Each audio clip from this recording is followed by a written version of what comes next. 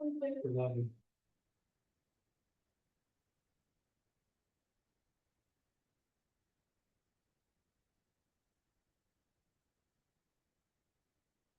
am I audible? Yes, sir. Yes, sir. Most important news for the speaker is the criticality achieved in the nuclear plant at which place? Kalpakam. Where's Kalpakam? Tamil Nadu. What's the name of the center? Indira Gandhi National Atomic Energy Center is in there at Kalpakam.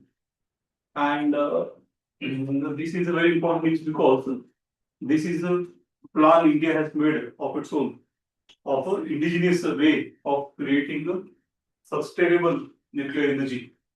So as nuclear energy has a lot of potential. It is relatively less polluting actually directly because it has pollution called as radiation. But actually for some years it could be packed in some जसं waste असतो तो track करता येतो शिसा lead त्याच्यामध्ये आणि तो पुढे हे करून ठेवला जातो जमिनीखाली वगैरे तर लगेच बाहेर येत नाही. पोल्युशन तर असंच पण निदान इतकं आपलं कार्बन निर्गमित इश्यू होतोय ग्लोबल वॉर्मिंग मध्ये इतकं होत नाही.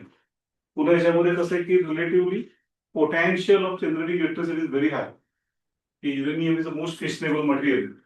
त्याच्यावर फिशन केलं आपण तर 2 ते 4, 4 ते 8, 8 ते 16 अशा प्रकारे जे अणु आहेत आपण they keep getting fissioned and in return they generate the energy.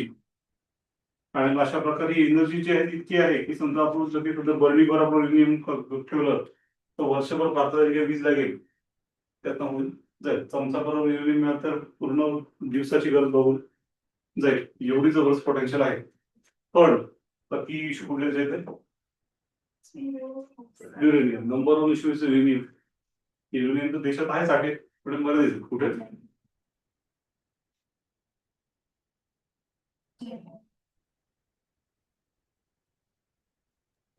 Sir import करावं लागतं.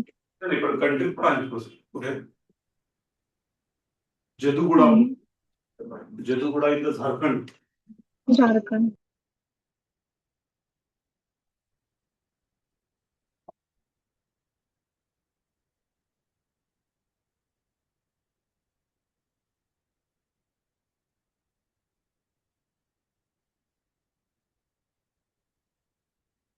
Uranium Corporation of India Limited Jaduguda पण पुरेसा नाही. इतर काही राज्यांमध्ये असं म्हणतात की आहेत आंध्र मेघालय पण तिथल्या लोकल लोकांचा ते काढण्यासाठी विरोध आहे. कारण असा आरोप होतो की तिथे ते मायनिंग होतं रिलेटेड काय होतं हा तर रेडिएशन किरणोत्सर्गाचा इश्यू होतात. Local population comes in trouble असा आरोप असतो. त्यामुळे मग सध्या तरी आपण एकाच ठिकाणावर काढतो Jaduguda which is not sufficient. So we import from which countries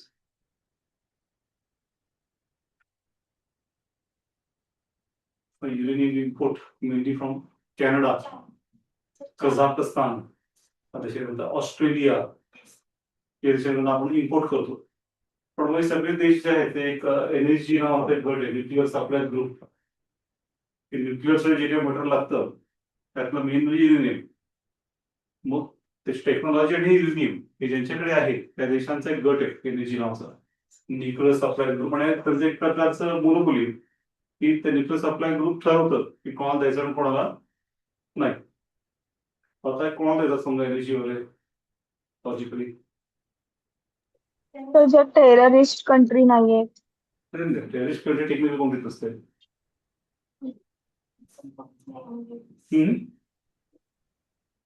NPT ज्यांनी साईन केलं आहे न्यूक्लिअर नॉन प्रोलिफरेशन ट्रीटी आणि त्याचा पुढचा भाग CTBT comprehensive test ban treaty. NPT काय आहे तर अग्रीमेंट आहे की किती यूज करणार काय प्रोड्यूस करणार नॉन ते सांगायचं सगळ्यांना. हा nuclear energy will be used only for peaceful purpose and not for making a weapons. Weapon साठी वापरणार नाही कुठली टेस्ट करणार नाही अशा प्रकारची त्यावेळी जग शांतता पूर्ण होईल. कारण न्यूक्लिअरचा वापर आतापर्यंत एकदाच झाला होता. कुठे न्यूक्लिअर वेपनचा वापर इथंच झाला होता. कुठे Japan Hiroshima another second devastating होता. So that's already shown. थोडंसं इकडे न्यूक्लिअर एनर्जी करायला काय हरकत नाही. पीसफुल स्टे करायला काय हरकत नाही. थोडंसं वेपन जरी वापरलं करू नका. मग ही जी ट्रिटी होते, ट्रिटी साईन ड्राफ्टिंग करण्यात मोठा पडत होता. शब्द ड्राफ्टिंग जे आहे ते सगळं जवाहरलाल नेहरू आणि होमी जहांगीर बाबा यांनी केलं. आणि अशा प्रकारे भारताने सही केली की नाही? नाही. तर नाही केली. भारतात ड्राफ्टिंग होतं, भारताने सही नाही केली. का? ते सॉव्हर्निटीला हे होतं आपलं. सॉरी म्हणजे चालेल. Sovereignty आपण ठरवू शकतो ना आपल्याला काय करायचं. कशा की जगातले सगळे देश जर हे करत असतील एखादी गोष्ट, तर मग चालणार ना जगाला. भारताची तर पोझिशन काय आहे? डिसआर्मामेंट. भारताची भूमिका तर त्याहून मोठी आहे. दुसरं टेस्ट पेक्षा डिसआर्मामेंट म्हणजे काय? शस्त्र बाळगणार नाही. शस्त्र ठेवू नका तुम्ही. घातक शस्त्र ठेवणं हा जगात धोका आहे. वापरणार नाही वगैरे म्हणण्यापेक्षा ठेवूच नका. असं कुठं सिलेक्शन होतं का की यांच्याकडे शस्त्रच नव्हती? पण ते आता बायस केल्यासारखं होईल ना जर काही नेशांनी स्वतः हा, तो कोणतरी युवा पण असं एखादं सिलेक्शन होतं का की यांच्याकडे शस्त्रच नव्हती? नव्हतं. हडप्पा जगातल्या अख्ख्या इतिहासामध्ये एकच सिलेक्शन होऊन गेलं की ज्यांच्याकडे शस्त्र सापडलेली नाहीत. थोडक्यात भारताला नैतिक अधिकार आहे की नाही डिसआर्मामेंटची मागणी करायचं? आहे ना. एकमेव भारताने एक करून दाखवलं, कधी ना कधी एकेकाळी करून दाखवलं होतं की वेपन्सच नव्हते. मग अशा प्रकारे तो मुद्दा आहे. मग भारताने सैनिक कधी केली? Why India not sign? कारण यांनी काय केलं, सगळं ड्राफ्टिंग भारताने करून घेतलं, पण शेवटी त्यांनी एक स्वतःचा पॅराग्राफ ऍड केला. त्यात ते म्हणाले की ज्यांच्याकडे ऑलरेडी आहे 5 जणांकडे त्यांच्याकडे असू इतरांनी करायचं. मग भारत विचारलं की मूळ ड्राफ्टिंग मध्ये काय होतं की कोणीच यापुढे ठेवायचे नाहीत आणि यापुढे कोणी करायचं पण नाही. टेस्ट आहे त्यांनी पण नष्ट करून टाकायचं. पण यांनी काय केलं की असं शेवटी हे टाकलं क्रॉस की ज्यांच्या 5 जणांकडे आहे, त्या 5 जणांकडे होतं. कोण 5? अमेरिका, चीन, ब्रिटन, रशिया. फ्रान्स. जे एक्झॅक्टली 5 कोण आहेत? P5 परमनंट 5 आहेत UNSC चे परमनंट फाईव्ह जे आहेत युएन सिक्युरिटी काउन्सिलमध्ये, ते एक्झॅक्टली 5 जणांनी त्याच करून ठेवलं होतं. त्या 5 तेव्हा होतं. भारताकडे नव्हतं तेव्हा. पाकिस्तानकडे नव्हतं, इस्रायलकडे नव्हतं. आज ज्यांच्याकडे आहेत सगळे नॉर्थ आफ्रिका त्यांच्याकडे नव्हतं. या 5कडेच होतं. तर भारताची भूमिका चांगली होती तेव्हा. म्हटलं की 5कडेच आहे, तर याच स्टेजला नष्ट करणं सोपे कठीण आहे? सचिन. सोपं ना. 5कडेच आहे 200 पैकी. 200 देशांपैकी 5 नष्ट करा. आदर्श घालून द्या. तर तुम्ही नष्ट केले की उलट दुसऱ्या एक प्रकारे हे राहील मॉरल इम्प्लिकेशन की त्यांनी आहे ते पण नष्ट केले.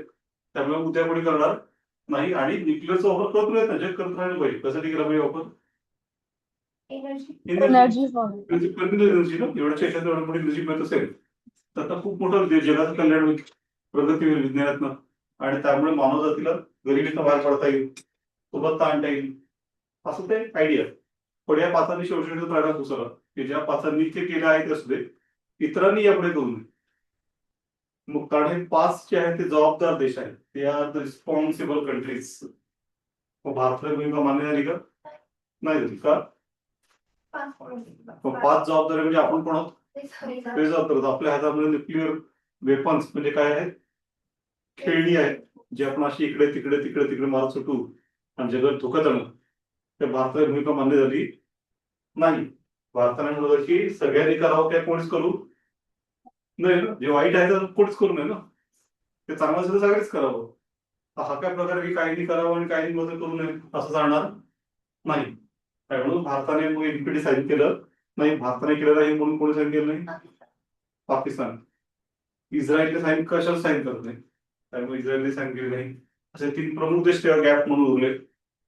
पण त्यामुळे त्याला ही सगळी रेजिम तरी पुढे चालवली. जो 187 countries in the world sign NPT and later also on CTBT. तर पुढचा वाट सीटीबीटी म्हणजे कॉम्प्रिहेन्सिव्ह टेस्ट बॅन ट्रीटी, की ज्यात कोणीही न्यूक्लिअर टेस्टच करायची नाही.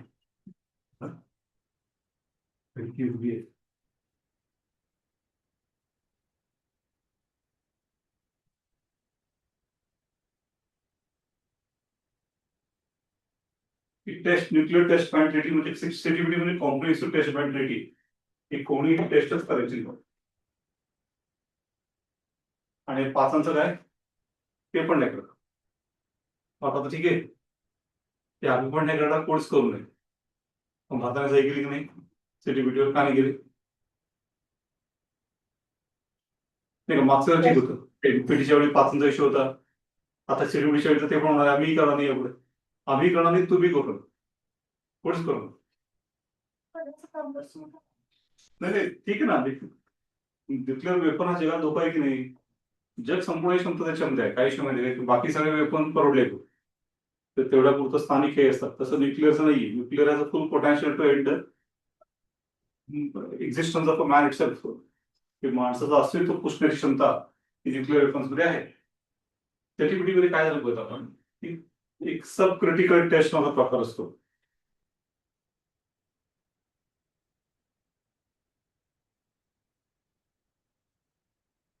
म्हणजे काय ते एका पॉईंट पर्यंत ऍक्च्युअल बॉम्ब ठेवून स्फोट करून त्याचा अभ्यास करावा लागतो आणि मग डेव्हलपमेंट करता येते.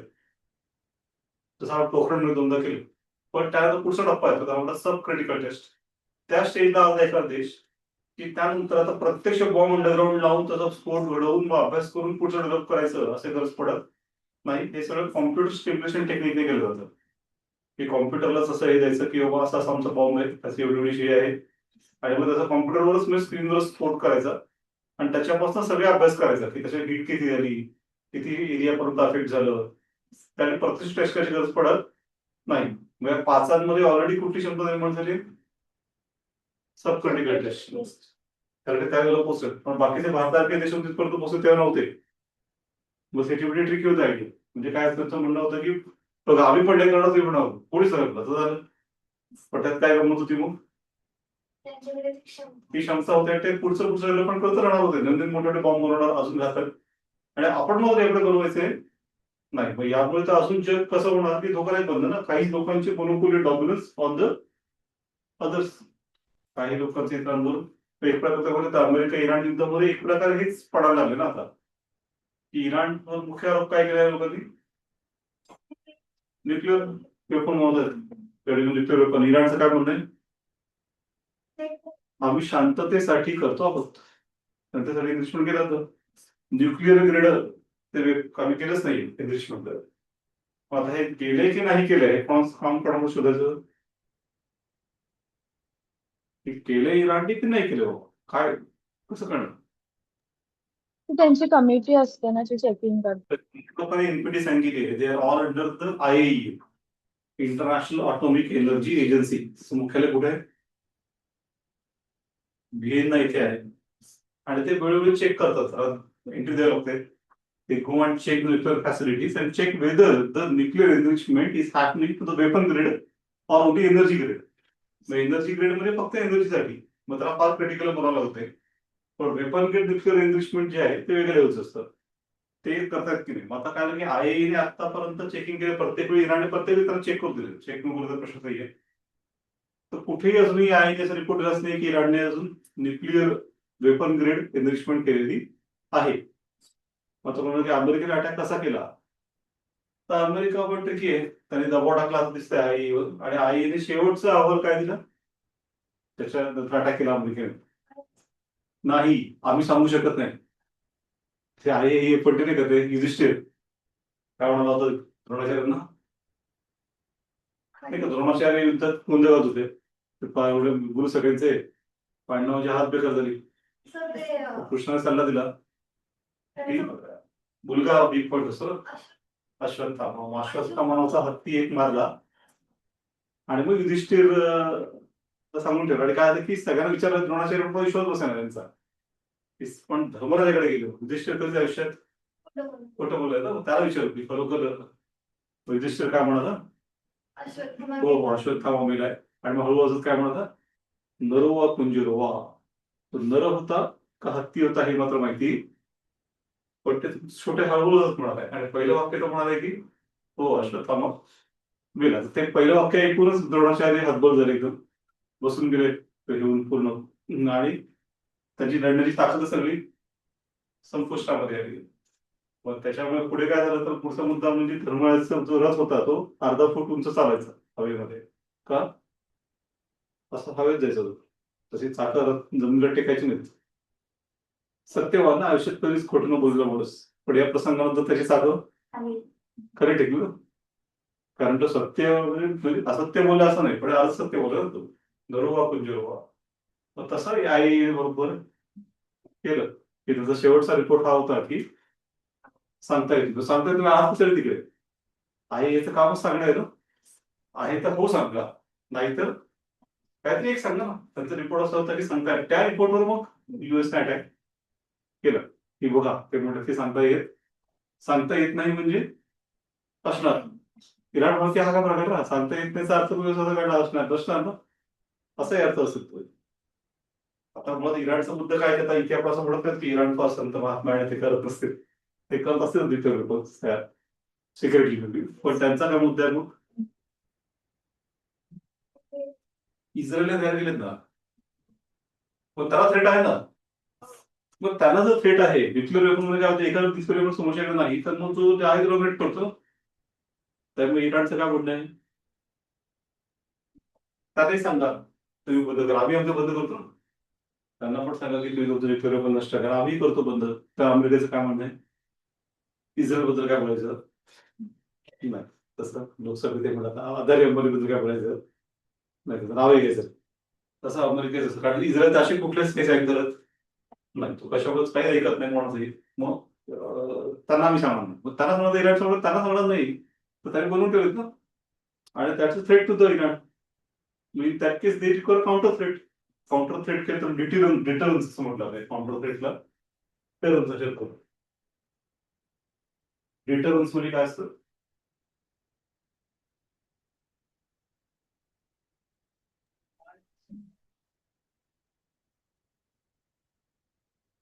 की डिटरन्स म्हणजे काय तर समोरच्या एखाद्याकडे एखादं शस्त्र आहे तर त्याला आपलं एखादं शस्त्र की जे रोखू शकतं.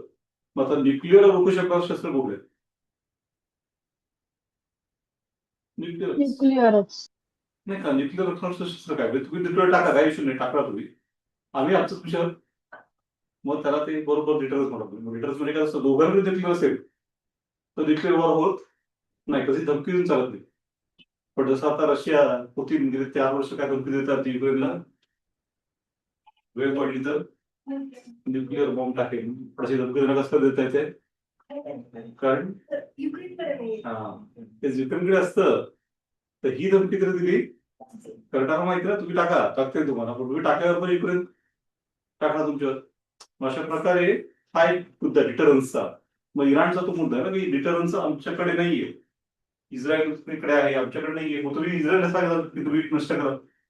एवढं छोट्या देशाला कशी न्यूक्लिअर बॉम्ब पाहिजे म्हणजे ते आपण इंटरेस्टिंग मुद्दा आहे. मग यावर एक प्रकारे भारताची ओरिजिनल भूमिका होती ती बरोबर सिद्ध झाली. बरोबर सिद्ध भारत काय म्हणाला होता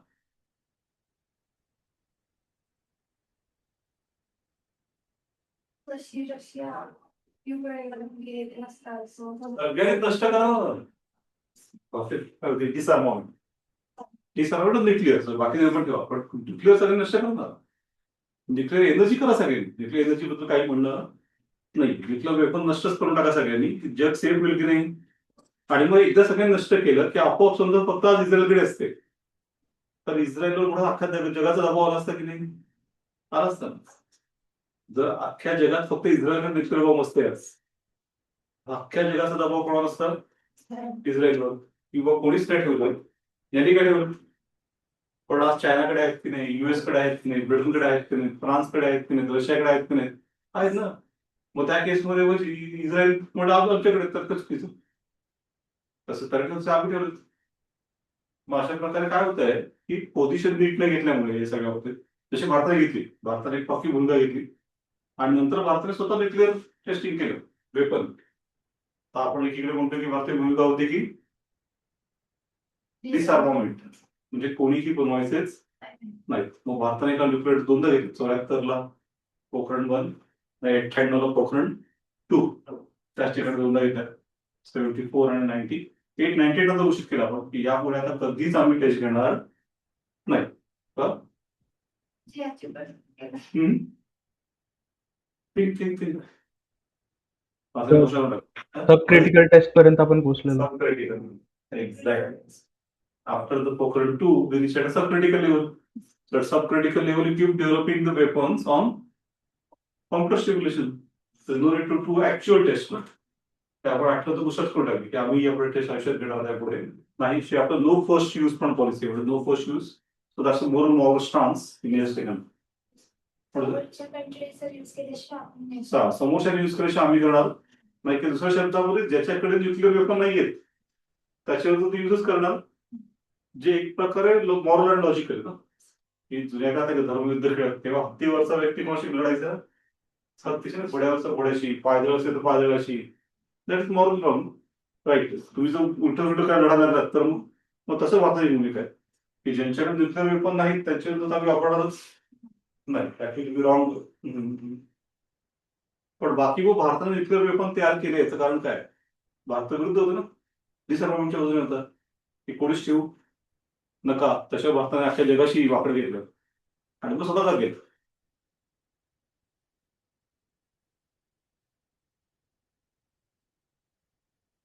So critical test. ते नंतर घोषणा समजून झालं ते दोनदा केलं क्रिटिकल मग केलंच का परत त्याला का केलं अटॅक का केलं काय गरज आहे सांगितलं होतं ना आपण की तुम्ही सगळ्यांनीच ड्रिप्स म्हणतो काही होईल आणि ती बरोबर आहे ते अजूनही आहे पण आपण डिटेल का Pakistan. डिटरन्स Difference. काहीकडे आहेत ना लक्षात प्रॅक्टिकली काय इश्यू होत आहे सगळ्यांनी डिसअर्माउंट केलं तर आपण फर्स्ट कंट्री टू डिसअर्माउंट इंडिया होतो इतरांनी मान्य केलं काय आम्ही नष्ट करतोय तर आनंदाने आपण काय करू आधी आपण नष्ट करून टाकलो लगेच पण जे इतरांकडे असतील जसं पाकिस्तानने पण सायकल केले आणि पाकिस्तानने बनवले तर आपण अडचणीत होतो ना पाकिस्तान काय म्हणून दबाव ठेवणार सारखे धमक्या देणार मी आता असताना हे युद्ध सुरू झाल्यावर भारतात धमकी दिली की जसं इराणने पाकिस्तानवर अटॅक केलं तसं भारत स्वयंवर करेल असं त्यांनी एक प्रकारे पाकिस्तानवर करला असं त्यांनी एक हायपोथेसिस मांडलं म्हणजे आणि एक प्रकारे म्हणजे मग पाकिस्तान आणि उत्तर युद्धामध्ये सगळ्यांबरोबर त्यांचं म्हणणं होतं पण मग या सगळ्यांमध्ये इश्यू काय आहे की पाकिस्तानकडे जर असतील तर आपण डोक्यात येतो ना सो वी रिकॉर्ड डिटरन्स तो कसं आहे की दोन लेवल आहेत की आयडिओलॉजी आणि आयडियल्स आदर्श आणि व्यवहार वास्तव मग वास्तव आदर्श म्हणून आपल्याला अजूनही भूमिका काय आपली अजूनही आपली भूमिका तीच आहे आणि फिक्स आहे कम्प्लीट डिसआर्मामेंट म्हणजे काय आता कोणत्याही देशाने न्यूक्लिअर वेपन्स ठेवू नये त्याचं टेस्टिंग हे करू नये जे त्या धमक्या द्यायचा प्रश्न येत नाही आणि अशा प्रकारे जल धोका प्रश्न येत वास्तव काय आहे या लोकांनी ती गोष्ट एनपीडी सीटीपीडी काय केलं की ठराविक लोक देश ठेवू शकतात आणि अदर्स कांट कीप इट असं ठरवून टाकलं मग त्याच्यावर असं अपेक्षित आहे की हे कोण ठरवलं की हे जबाबदार आहेत ठीक आता ते ट्रम्प यांची भाषणं बघितली तुम्ही त्यांनी अगदी शिव्या दिल्याची भाषणं केली आणि काय धमकी दिली इराणला त्याची धमकी बघण्यात गेली आजच्या रात्रीमध्ये एक सिव्हिलायझेशन संपेल ही कुठलं हे ना काय पाहिजे कुठला आवड होता यांना काहीच नाही कुठे wanted desperately Nobel for piece आणि यांच्या धमकी अशा आहेत हे कुठे नोबेल फॉर पीस म्हणजे बरं नोबेल दिलं नाही तर त्यांचं पूर्ण इज्जत आयुष्य काय बी संपली असते म्हणजे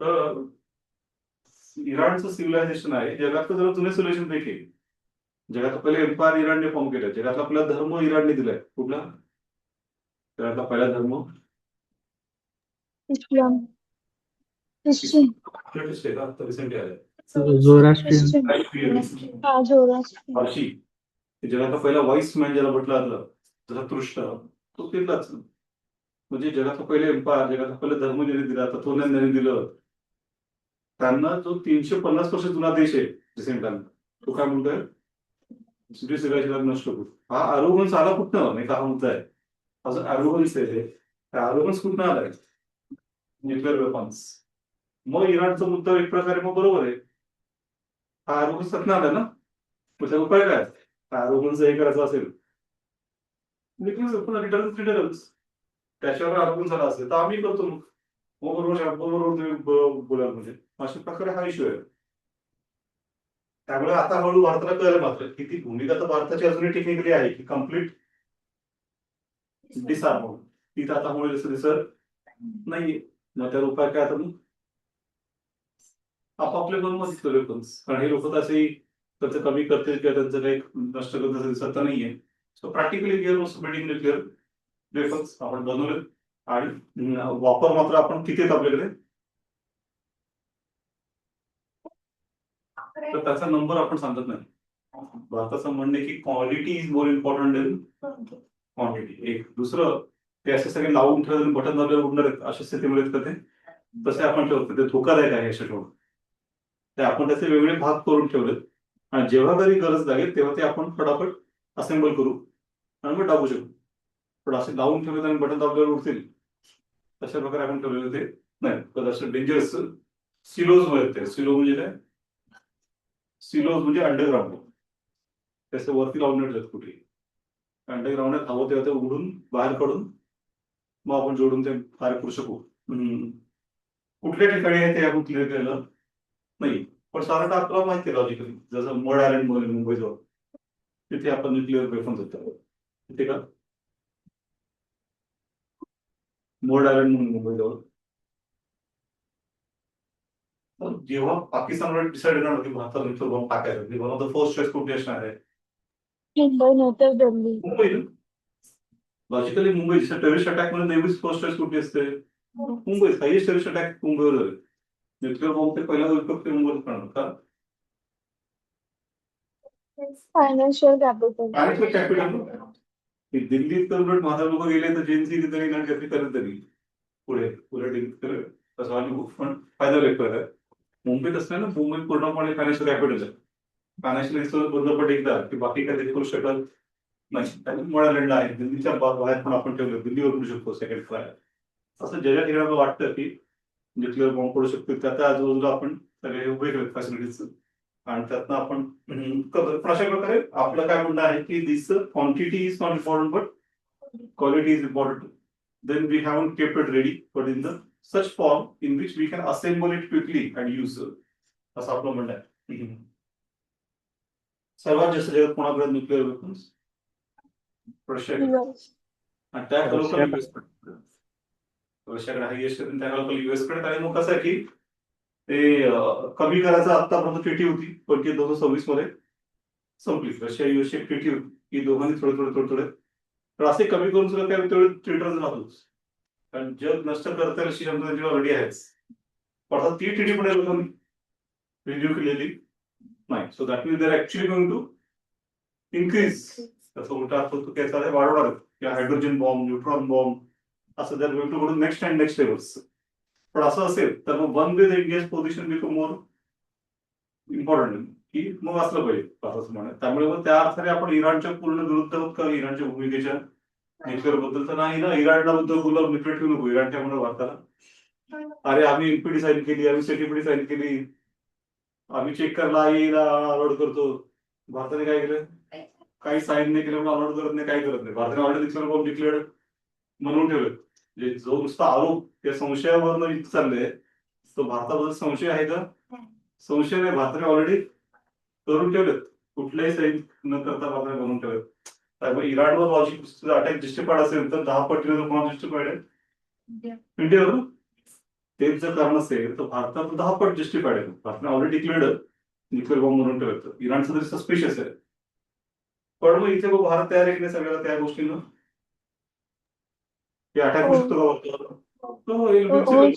त्यांना असे ज्यांना कायदा आणि नियम माहिती कुठे ट्रम्पला काही तर मान्यच नाही की जगात काही नियम असतात कायदे असतात काही ठरलेल्या गोष्टी असतात असं काही त्यांचं काही चालतं असेल. तेव्हा असे 74 किंवा 98 ला जेव्हा आपण डिक्लेअर टेस्ट केल्या तेव्हा आपल्याला काय झालं इकॉनॉमिक सँक्शन्स टाकण्यात आले.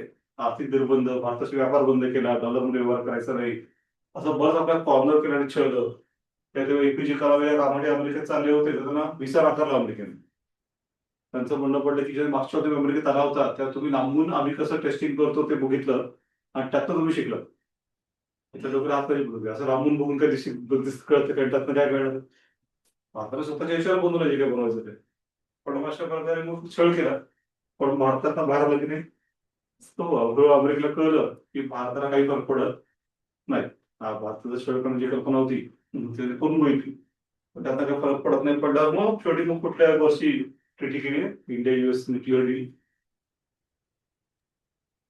22 ते 20 2008. आणि हा इतका गाजलेला मुद्दा होता की तेव्हा कम्युनिस्ट पक्षाच्या सपोर्टवर गव्हर्नमेंट होतं मनमोहन सिंग यांचं, पण त्यांचा विरोध आहे डीलला.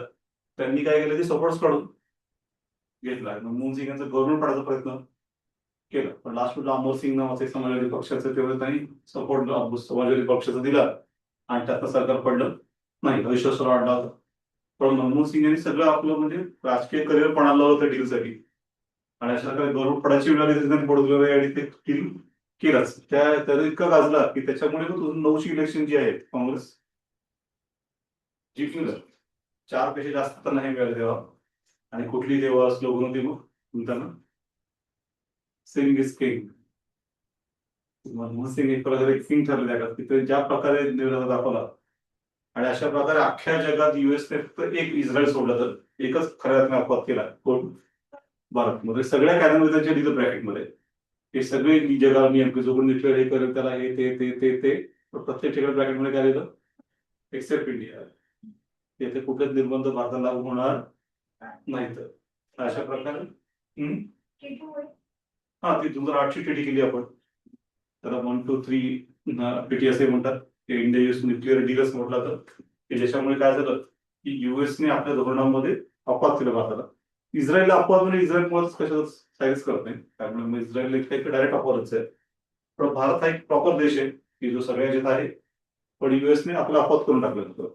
आणि रिटर्न एक खास भारताला एक हे मिळालं त्यानंतर संधी की आपण 5 मध्ये नसूनही इनडायरेक्टली त्या 5चा दर्जा भारताला प्राप्त झाला. Though we are not part of this P5, indirectly we got a status of the P5 there. पण अशा प्रकारे ही सगळी बॅकग्राऊंड आहे. पण या सगळ्या बॅकग्राऊंड काय म्हणताय की न्यूक्लिअरचं दोन्ही वेपन्स ते आपण केलेच ऑलरेडी, पण त्यावर जास्त उपयोग खऱ्या अर्थाने कशात न्यूक्लिअरचं एनर्जी. पण एनर्जीसाठी सुद्धा युरेनियम लागतंच, पण युरेनियमचा गोंधळ सगळ्यात युरेनियम कुड यूज ऑल्सो फॉर वेपन्स. आणि एनर्जी सदस्य नसाल तुम्ही तर तुम्हाला ते न्यूक्लिअर मिळत युरेनियम मिळत नाही वेळच्या वेळी. तेच आपला अनुभव आले की सुरुवातीला आपण जे चालू केलं होतं काम रिसर्च तेव्हा आपल्याला कॅनडाने युरेनियम दिलं होतं. तर त्यांच्या पत्रिका आपलं बॉम्ब इथे मुंबईमध्ये अणुशक्ती नगरमध्ये तुर्भे तिथे एक सायरस नावाचं अणुभट्टी तयार केली आपण, प्रायोगिक अणुभट्टी एक्सपेरिमेंटल रिॲक्टर. मग सायरसचं काम त्याला चालायला लागलं, भूमी बाबा होते. पण काय झालं की अशा जेव्हा कॅनडा संशय आला की भारत न्यूक्लिअर वेपन करायचा प्रयत्न करतोय, झालं कॅनडा लगेच युरेनियम देणं थांबवलं. आणि त्याला तिथे थांबवल्यावर सायरस बंद पडली. कारण काय की युरेनियमची सायरस ही अशी म्हणजे सायरस नंतर आपण अप्सरा चालू केली, त्यानंतर ध्रुव चालू केले, अरे तिथे रिएक्टर चालू केले. हे सगळे त्या काळातले प्राईम आपले होते 1956. 1956 मध्ये तेव्हा चायनात सुद्धा काहीच नव्हतं, न्यूक्लिअर मध्ये एन पण त्यांच्याकडे नव्हता. त्या आशियातली पहिली न्यूक्लिअर अणुभट्टी पळत अप्सरा ही होती 1956 मध्ये. अप्सरा ही पहिली होती. पण मग हे सगळं आपलं प्रोग्राम वाटलं त्याच्यामुळे होईल की युरेनियम नाही करणं काय ना, सगळं आपल्याकडे म्हणजे टॅलेंटेड लोक आहेत, व्हिजन आहे, सगळं तुमची व्हिजन आहे हे सगळं ठीक आहे. पण युरेनियम हा फिशनेबल मटेरियल. आणि मग ते होमी जहांगीरने ओळखलं की हे लॉंग टर्म इश्यू आहे. मग लॉंग टर्म हाच होत राहणार ते आपण कधी करायला देणार लोक देणार नाहीत, आणि आपला पाय घालणार आणि त्यातनं फारसं काही पुढे होणार नाही. आणि मग त्याने तेव्हाच ती विजन तयार केली की 3 स्टेप मध्ये आपण आपला प्रोग्राम उभा करायचा. कुठे 3 स्टेप, 3 स्टेज असतं. तेव्हाच विजन पूर्ण मांडली लॉंग टर्म भूमी जहांगीर बाबा यांनी. आणि त्या दिशेने भारताने पूर्ण मग पुढच्या काळात जी विजन अजून चालली आहे नाही का. सेकंड स्टेज आपण 2026 ला गाठली, तेव्हा 50s मध्ये जी आपण विजन मांडली त्याची सेकंड स्टेज आता आली, अजून थर्ड स्टेज बाकी आहे. काय ती विजन? थोरियम प्रोड्यूस करायचं नाही, थोरियम प्रोड्यूस नाही, आपल्याकडे ते आहेच. थोरियम ते मोनोझाईट नावाची सँड असते तर ते काढता येतं. पण जगाच्या 25% थोरियम आपल्याकडे आहे. युरेनियम जगाच्या किती आपल्याकडे 2%. मग आता एक मुद्दा आहे की युरेनियम 2%, थोरियम 25%. थोरियमचं प्रॉब्लेम काय, पण ते फिशनेबल नाही जास्त, तेही रेडिओ ऍक्टिव्ह मटेरियल आहे, पण ते डायरेक्ट फिशन होत नाही, त्याला जास्त मारा करावा लागतो विशिष्ट तरच ते होतं. तर जास्त मारा म्हणजे काय, त्याचं रूपांतर म्हणून युरेनियम मध्ये करून घ्यावं, डायरेक्ट युरेनियम नाही होत. मग युरेनियम 233 मध्ये त्याला हे केलं म्हणून युरेनियम, तर ते फिशनेबल आहे. पण अशा प्रकारे आता काय थोडक्यात की 2% आपल्याकडे युरेनियम आहे आणि जगाच्या 25% थोरियम. आता भारताची विकनेस युरेनियम आहे आणि स्ट्रेंथ थोरियम. मग थोरियमचं रूपांतर युरेनियम मध्ये करता येतं की नाही, करता येतं. पण ते करण्यासाठी मग पूर्ण एक सिस्टम उभी करावं लागते. तो भारतात काय ठरवलं की आपण अशी सिस्टम उभी करू ज्याच्यामध्ये थोरियमचं रूपांतर त्याच्यामध्ये युरेनियम मध्ये आपण स्वयंपूर्ण होईल एक प्रकारे. त्याचं स्वयंपूर्ण झालं की मग कोणी काय करू, आपला वेपन करायचे काही एनर्जी करायची आपण त्यात काय होऊन येईल. अशा प्रकारे ती आपलं हे कसं होणं शक्य आहे, तर मग ती सगळी प्रक्रिया आहे ज्याच्यामध्ये आधी अर्थात युरेनियम लागतं थोडं, मग त्या युरेनियमचा वापर करून त्याच्यामध्ये मिक्स ऑक्साईड नावाची सिस्टम असते की ज्याच्यामध्ये प्लुटोनियम मिळवलं जातं आणि ते प्लुटोनियम रूपांतर पुन्हा एकदा युरेनियम मध्ये केलं जातं आणि मग हे युरेनियम वापरून थोरियम मिक्स करून U33 म्हणून एक 233 नावाचं प्युअर युरेनियम असतं ते मिळवलं जातं थर्ड स्टेज मध्ये. त्यामुळे सेकंड स्टेज पर्यंत थोरियम वापरता येत नाही. सेकंड स्टेज मध्ये मेनली काय केलं जातं, एक प्रकारचं एक एक्झाम्पल असं दिलंय की दिवा आहे समजा, असा एक दिवा बनवला जातो की त्यात तेल असतं, तेल किंवा दिवा जळतो, मात्र हा दिवा जळतानाच काय करतो, अजून तेल तयार करतो. consume less करते, produce more. मोर करतो म्हणून त्याला फास्ट ब्रिडर रिॲक्टर असं म्हणतात. मग ते FBTR आहे त्याचं क्रक्स आहे सेकंड स्टेजचा, फास्ट ब्रिडर रिॲक्टर. आणि त्यामुळे तो काय होतं की तो अशा प्रकारे तेल स्वतः तयार करतो, तर त्यामुळे पुढच्या टप्प्याची प्रक्रिया करणं आपलं परत पुढची प्रोसेसिंग आहे ती करणं सोपं जातं. मग अशा प्रकारे ही सगळी प्रक्रिया ही क्रिटिकॅलिटीला नेणं हे थोडं कठीण काम असतं. क्रिटिकॅलिटी मध्ये काय असतं की पहिल्या टप्प्यामध्ये आपण काय करतो की हेवी वॉटर नावाचा हे वापरतो उलट, की मुळात ही फिशनेबल प्रक्रिया जी असते ती अतिशय धोकादायक असते, तिला खूप काळजीपूर्वक हाताळावं लागतं. का फिशन इज डेंजरस आयडिया आणि has to be handled very carefully. तसं ते शोपन हॅवर बघितलंय का, शोपन हॅवर दाखवतो की जेव्हा मॅनहॅटन प्रोजेक्ट मध्ये पहिल्यांदा जेव्हा न्यूक्लिअर बॉम्ब करायला घेतला तेव्हा सगळे घाबरले होते.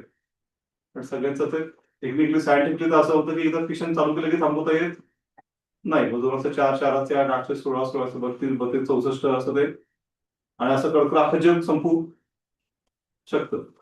मग असं एकदम सगळी चिंताक्रांत झाले. मग शोपन हॅमरने पुन्हा गणित सगळं मांडलं, नाही तसं होणार नाही, आपण कंट्रोल करू म्हणजे त्याचा खरोखर त्याला सगळ्यांना देऊ. पण टेक्निकली असं होऊ शकतं म्हणजे की पूर्ण अनकंट्रोल झाली अख्खं जग उडू शकतं.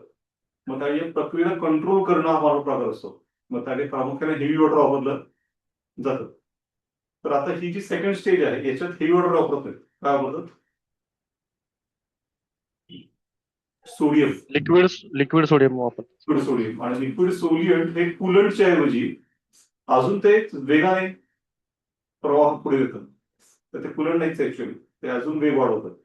मग थोडक्यात काय सेकंड स्टेज मध्ये आपण प्रवाह कमी करून बघत नाही, त्याला ब्रेकच लावत नाही. पहिल्या स्टेज मध्ये ब्रेक लावचा प्रकार असतो काही वॉटर वापरून. सेकंड स्टेज जे आहे फास्ट ब्रिडर याच्यात आपण ब्रेक लावतच नाही, उलट स्पीड व्यायाम बघतो, पडायला बघतो. का, कारण जेवढ्या वेगाने ते मारा करतील तेवढं जास्त अजून पुढचं हे तयार होईल, मटेरियल तयार होईल. मग आता हा थोडा इंटरेस्टिंग मुद्दा आहे की अशी गाडी चालवायची की ज्याला ब्रेकच नाही, उलट स्पीड अजून वाढवता कसं प्रयत्न करायचा. मग यात ती डायरेक्ट म्हणजे तोडफोड करून निघेल बाहेर अशी शक्यता असेल, प्लांट उडून जाईल. त्यामुळे तिला बरोबर कंट्रोल करून ठेवणं, स्फोट न होऊ देणं आणि बरोबर त्याच्यावर एनर्जी तयार करणं पुढची, हे सगळं खूप म्हणजे कठीण गणित असतं. मग ते गणित शेवटी आता आपल्याला जमलं. एवढी वर्ष रिसर्च करत करत करत 2026 क्रिटिकॅलिटी म्हणतात त्याला. सध्या हे गणित फक्त मोठ्या जमलं जगात नाही. अजून एक देश आहे तर रशिया. रशियाकडे FBTR आहेत आणि बाकीच्या जमू शकलं असतं अमेरिका वगैरे. पण प्रॉब्लेम काय झाला की जेव्हा पुण्याकडे टीका झाली खूप की न्यूक्लिअर मध्ये रेडिएशन होतं जे धोकादायक आहे, म्हणून त्यांनी 77 साली अमेरिकेने शेवटचा त्यांचा न्यूक्लिअर प्लांट उभा केला होता. आपण 1977 ते haven't build new nuclear plant बोलच नव्हता. त्यामुळे इतर देशांचं झालं, त्याने हळूहळू न्यूक्लिअर प्लांट आपले विविध प्रणाली बंद केली एक्सेप्ट फ्रान्स. तो फ्रान्स मात्र वेगळ्या प्रकारे करतं टेक्निकली. पण अशा प्रकारे मग असे न्यूक्लिअर लोकांनी रिसर्च थांबवला होता. पण रशियात तसं केलेलं नव्हतं. रशियामध्ये रिसर्च करत राहील आणि त्यामुळे मग त्यांच्याकडे टेक्नॉलॉजी आहे BTR. So India has become the second country in the world to get the understanding the BTR. And असं या सगळ्यात कोणाची मदत मिळाली आपल्याला? रशियाची. तर रशियालाच माहिती आहे. पूर्ण नाही, पण त्यांनी बऱ्यापैकी आपला टेक्निकल सपोर्ट दिलाय आणि त्याच्यामुळे शक्य झालंय. किंवा रशिया स्वतः पण एक न्यूक्लिअर प्लांट उभं करतात तामिळनाडूमध्ये. कुठला?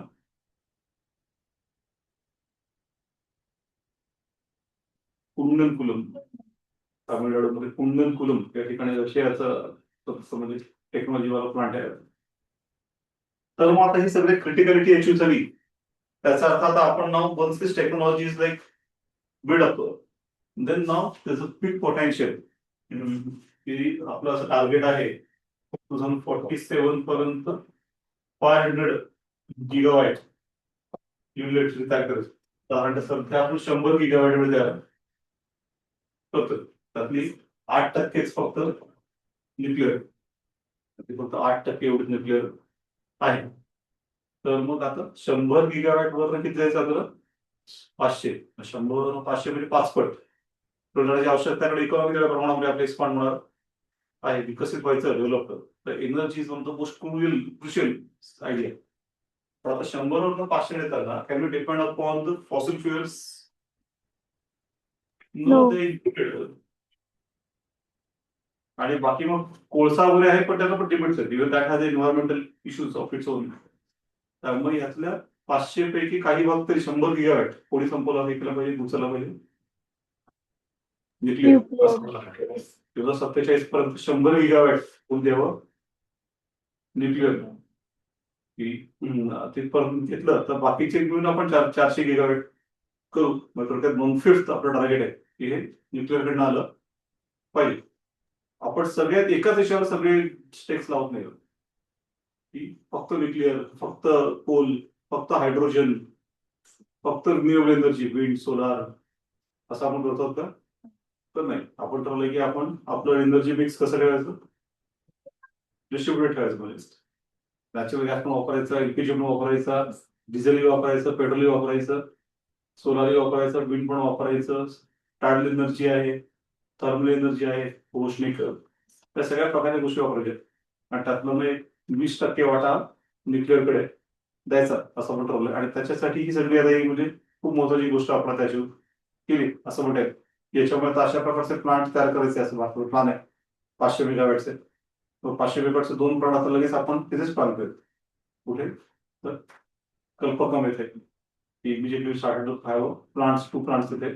आणि त्यातनं अशा प्रकारे एनर्जी तयार करायची की ज्याच्यामुळे काय होईल की तसं Tamil Nadu is already the most industrial state in India. भारताचा इंडस्ट्रियल स्टेट आहे. तर इंडस्ट्रीसाठी महत्वाची रिक्वायरमेंट काय असते? एनर्जी. एनर्जी. 24 एनर्जी लागते. एनर्जी इंडस्ट्री चालू शकत नाही. तर तामिळनाडू प्रचंड पोटेन्शियल आहे. One of the highest number of engineering colleges are in north आणि साऊथ. साऊथ कर्नाटक, तामिळनाडू इथे सगळे इंजिनिअरिंग कॉलेजेस आहेत, कारण त्याच्याकडे इंडस्ट्रीज आहेत. ते अजून करू शकतात, पण मग त्यासाठी मला एनर्जी पाहिजे. तर त्यामुळे मग न्यूक्लिअर एनर्जीमुळे हा फायदा होऊ शकेल. आणि अशा प्रकारे आता पुन्हा म्हणजे पाकिस्तानकडे न्यूक्लिअर वेपन्स आहेत, पण आता ही क्रिटिकॅलिटी आणि सगळी जी हे आहे ते मात्र आपण साध्य केलेलं आहे. हा फरक आहे. कोरियम हे प्रामुख्याने साऊथ इंडियाच्या किनाऱ्यावर मिळतं. समजा केरळमध्ये कुठला बीच जिथे कोरियम असं दिसतं डोळ्यांनी, की त्याला सिल्व्हर बीच असे म्हणतात, कारण त्याला चमकतं सिल्व्हर रंगाने कोरियम. मग त्या रात्री बघितलं तर पूर्ण चांदण्यात ते चमचमतं ब्रिज असतो. Question asked in the UPSC prelim, who was a hero of epic Silappadigaram? Kovalan. कोलन. Kovalam. कोलम बीच म्हणून आहे तिरुवनंतपुरम जवळ. कोलम बीच असं पूर्ण चमचमत आहे, म्हणजे चंद्रापुरीसारखं आहे. मग तो कशामुळे चमचमतो? तर थोरियम चे घटक बरोबर आहेत.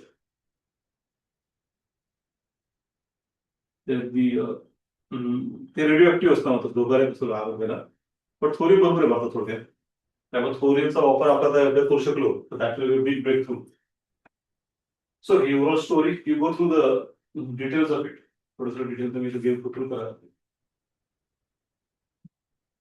मग आता हे सगळे डिटेल्स आहेत की U-239 प्लुटोनियमचं पुनर्निर्मितीमध्ये रूपांतर असं आपण ते प्रक्रिया आहे. So now we have gone to the second stage, and the third stage, thorium will be used. So now thorium mining has to be done, and then thorium could be used. Molder वापरत नाही आपण second याच्यामध्ये. उलट we try to speed up the process. We breed the fuel efficiently. And finally, third stage, thorium is integrated into the system.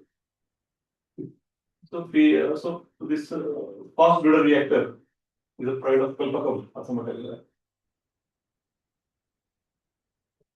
अनेक वर्ष आपण काम करतो म्हणाल की किती लॉंग टर्म चालतं की ठीक आहे. जहांगीर नॉर्मलची विजिट केली दिसली ते कसे वारले स्वित्झर्लंड मध्ये ऍक्सिडेंट झालं, एरोप्लेन क्रॅश आणि एरोप्लेन क्रॅश डायड. त्याच्याबरोबरच आक्षेप आहे की काही लोकांचं म्हणणे की western countries only have sir त्याच्यामध्ये CIA चा पण काहीतरी रोल असल्याचं बोललं जातं. असं एक थिअरी आहे की since is going so fast आणि सो मच इंटरेस्टिंग वे ते मुळात परदेशामध्ये होते. पण मग नेहरू काय परदेशात गेले पंतप्रधान म्हणून. In the evening, he used to have a dinner with such young scientists and used to say to them that please come back to the country. I'm not able to pay you as much you are earning here, but you get a pride of working for India. मग scientist म्हणाले की ते सगळं ठीक आहे, पैशाचा आपल्याला मुद्दा नाही आहे. मुद्दा काय तुमचं गव्हर्नमेंट पत्रिका काम करणार, परवानग्या नाही, ऍप्लिकेशन करा 10 फॉर्म मध्ये. आमचं सायंटिस्टचं काम कसं होणार? तर नेहरू म्हणले की तसं होणार नाही. You directly work at PMO, prime minister's office. तुम्हाला पूर्ण स्वार्थता असेल, मी मध्ये पडणार नाही, पोलीस मध्ये पडणार. मग जे ऍग्री त्याचे प्रसिद्ध म्हणजे होमी जहांगीर हवा came back to India and then प्रसिद्ध न्यूक्लिअर प्रोग्राम भारताचा उभा केला. Brilliant scientist of his period. आणि वर्थ नोटिंग दॅट त्या काळात आशियातली पहिली अशा प्रकारची अणुभट्टी भारतात तयार केली. सो इंडिया नॉट लॅग्ड बिहाइंड असं म्हणता येईल. पुढे पुढे वापस स्पीड कमी झाला, पण त्या काळात भारत म्हणजे काळाच्या पुढे होता की नाही. तर हो, म्हणजे just newly invented country and nobody expected that India will take so much speed in to the nuclear energy. ही नॉर्मल गोष्टी नव्हत्या. ते समुद्री मिळवते आता सुई म्हणून होतं असं आपल्याला नव्हतं. We do not technology to make a needle इथून ते डायरेक्ट न्यूक्लिअर एनर्जीवर आपण देते न्यूक्लिअर वेपन्स बोलतात. पण लॉंग टर्म चालतात हे आयटम देशात. तर कोर लोडिंग ते केलं शेवटी आपण आता. आणि याचे बरेच फायदे आहेत की एनर्जी सिक्युरिटीमध्ये बघितला आपण तो मोठा फायदा. Unlock the potential of invest management. तो स्पेड फ्युएल इज युजेस. अजून फायदा असा आहे की ते स्पेड फ्युएल मधून अजून फ्युएल तयार केला जातं. त्याच्यात रिलेटिव्हली वेस्टर्स मुळे कमी जास्त कमी आहे. हा मोठा फायदा याच्यामध्ये.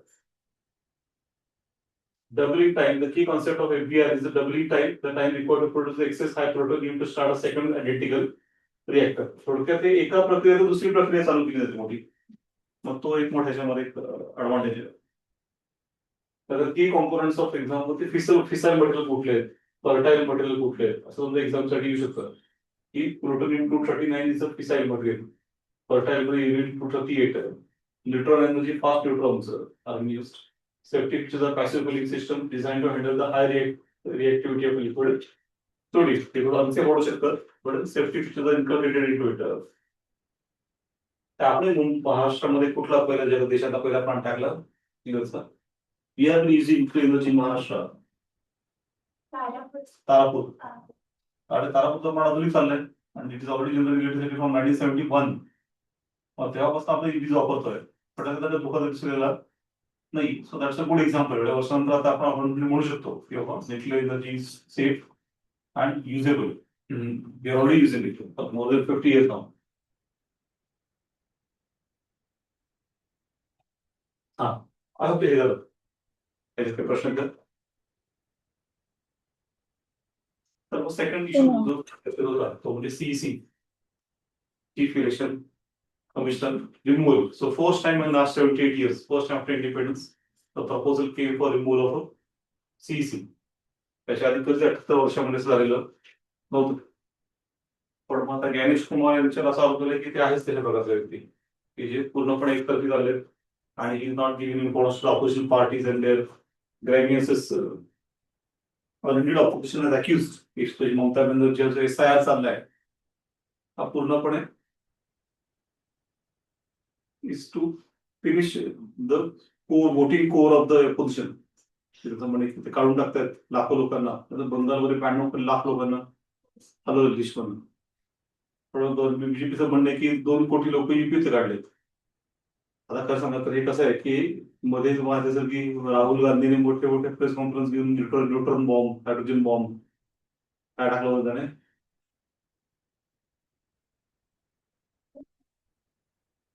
की काँग्रेसने काय केलं की बेंगलोर मधला एक मतदारसंघ महादेवपुरा त्याचा पूर्ण अभ्यास केला 6 महिने.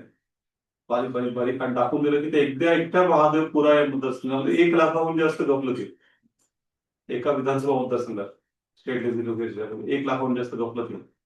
त्या गपलतीमध्ये रिपीटेड ऍड्रेस असणं लोकांचं, ऍड्रेसच नाहीये तिथल्या लोकांची नोंदणी असणं, 2-3 ठिकाणी वोट असणं, एकाच माणसाचं 4 ठिकाणी मतदाराचं नाव असणं, काही लोक मतदार असूनही त्यांचं नाव नसणं, फोटो वेगळं नाव वेगळं, अशा 1 लाख इश्यूज फक्त एका मतदारसंघात. आता जिथे इलेक्शन मध्ये 5 ते 6 हजारामध्ये गॅपने जिंकणार ठरतं तिथे 1 लाख जर गप्प दिसलं एका मतदारसंघात, अख्ख्या देशात किती.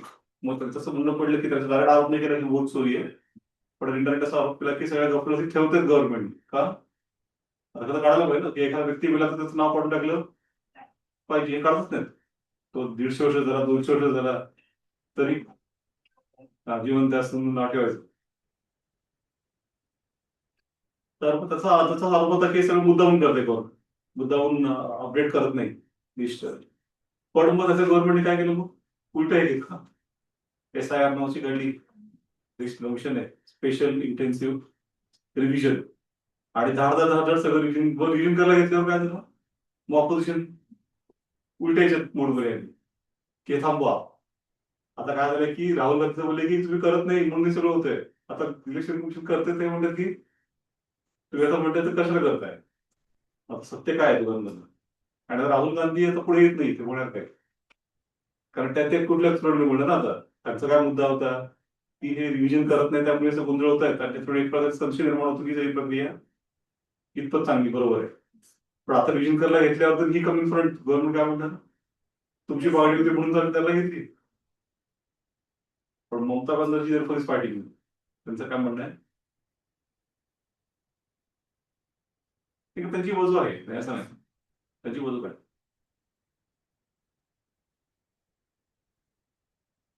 की महाराष्ट्रामध्ये इलेक्शन होती तेव्हा SIRचं काय केलं लोकांनी,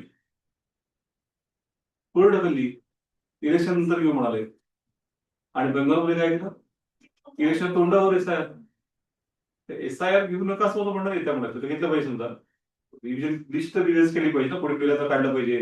डबल टिबल ठिकाणी नावं असतील तर ती रद्द केली पाहिजे, नावं आणि फोटो मॅच केले पाहिजे. कॉमन सेन्स होतं, याचं कोण नाही म्हणाला प्रश्न काय त्यांचा आई दृष्टी तोंडावर काय करतायत. आणि मग इतका दबाव टाकलाय खालच्या लोकांवर इलेक्शन कमिशनच्या वरती, हे काम करत BLO जे असतात ब्रांचच्या वरतीच अधिकारी टाकल्या सुसाईड केला असा आरोप, अधिकारी माहित नाही पण सुसाईड केला असा आरोप आहे. तरी म्हणजे यादीच दिली कोणी सुसाईड केले, काय काय इश्यू झाले. अशा प्रकारे त्यांचा तो मुद्दा आहे की Y your doing it on the last minute. आणि मग त्यांचं असं म्हणणं आहे की ते रिव्हिजनच्या ऐवजी उलटा बंद होऊ शकतो. काय की एलिजिबल आहे त्याला सुद्धा तुम्ही काय करणार काढून टाकणार. म्हणजे आधी उलट होतं की जे एलिजिबल त्याला सुद्धा टाकलं होतं, आता ते काढणार आणि अजून काय करणार एलिजिबल त्यांना मग तुम्ही काढ टाकणार. तर ते दाखवून दिले की जे बंगालमध्ये मुस्लिम डिस्ट्रिक्ट आहेत मेजॉरिटी तिथे सर्वात जास्त लोकांना काढलेलं आहे. मग त्यांचा असा आरोप आहे की आता काय होत आहे की BJP as a political philosophy is anti Muslim, तर मुस्लिम काय ना मत टाकत नाही. मग बंगालमध्ये 30% काय मुस्लिम, कारण ममता हरवणं बीजेपीला जड जाते. कारण कुठली भारतीय इलेक्शनमध्ये 35% मतं मिळाली तर जिंकतं कोणी. तर टेक्निकली ममता बॅनर्जीला 30% मतं मुस्लिमांची आणि 5% हिंदूची जमा केली की झालं. पण तेच 35% हिंदूंची मतं एका साईडला आणणार बीजेपीला समज नाही. समजा ते जमलं तर ठीकच आहे, 35% आणतात युपी दोन आणि डिफरन्स इकडे. पण मग बेंगलोरमध्ये जर काय करतात ना वाटतं असं ममता बॅनर्जीला वाटतंय की काय करतील 30% वाल्यांचा नंबर्स कमी करतात. काल त्या म्हणाल्यात काय म्हणतात काल सापावर विश्वास ठेवता येईल पण बीजेपीवर विश्वास ठेवता येईल. साप काय म्हणेल मला त्याला मध्ये अटॅक म्हणजे एवढं वाईट आहे पण माझ्या प्रकारे माझं जोरदार तिकडे चालले आता. पण मग थोडक्यात SIR गरजेचं आहे असं कोणाचं म्हणणं होतं राहुल गांधी त्याच तरी एखादी ठरवून सोडला होता. आता ते गप्प बसले आणि मग तर उलट म्हणले की SIR हा एक नियोजित कट आहे. असे सगळे वाद चालले. त्याचं बळी असं नाही, पण त्यामध्ये आता कोण सांगितलं झालं पपेट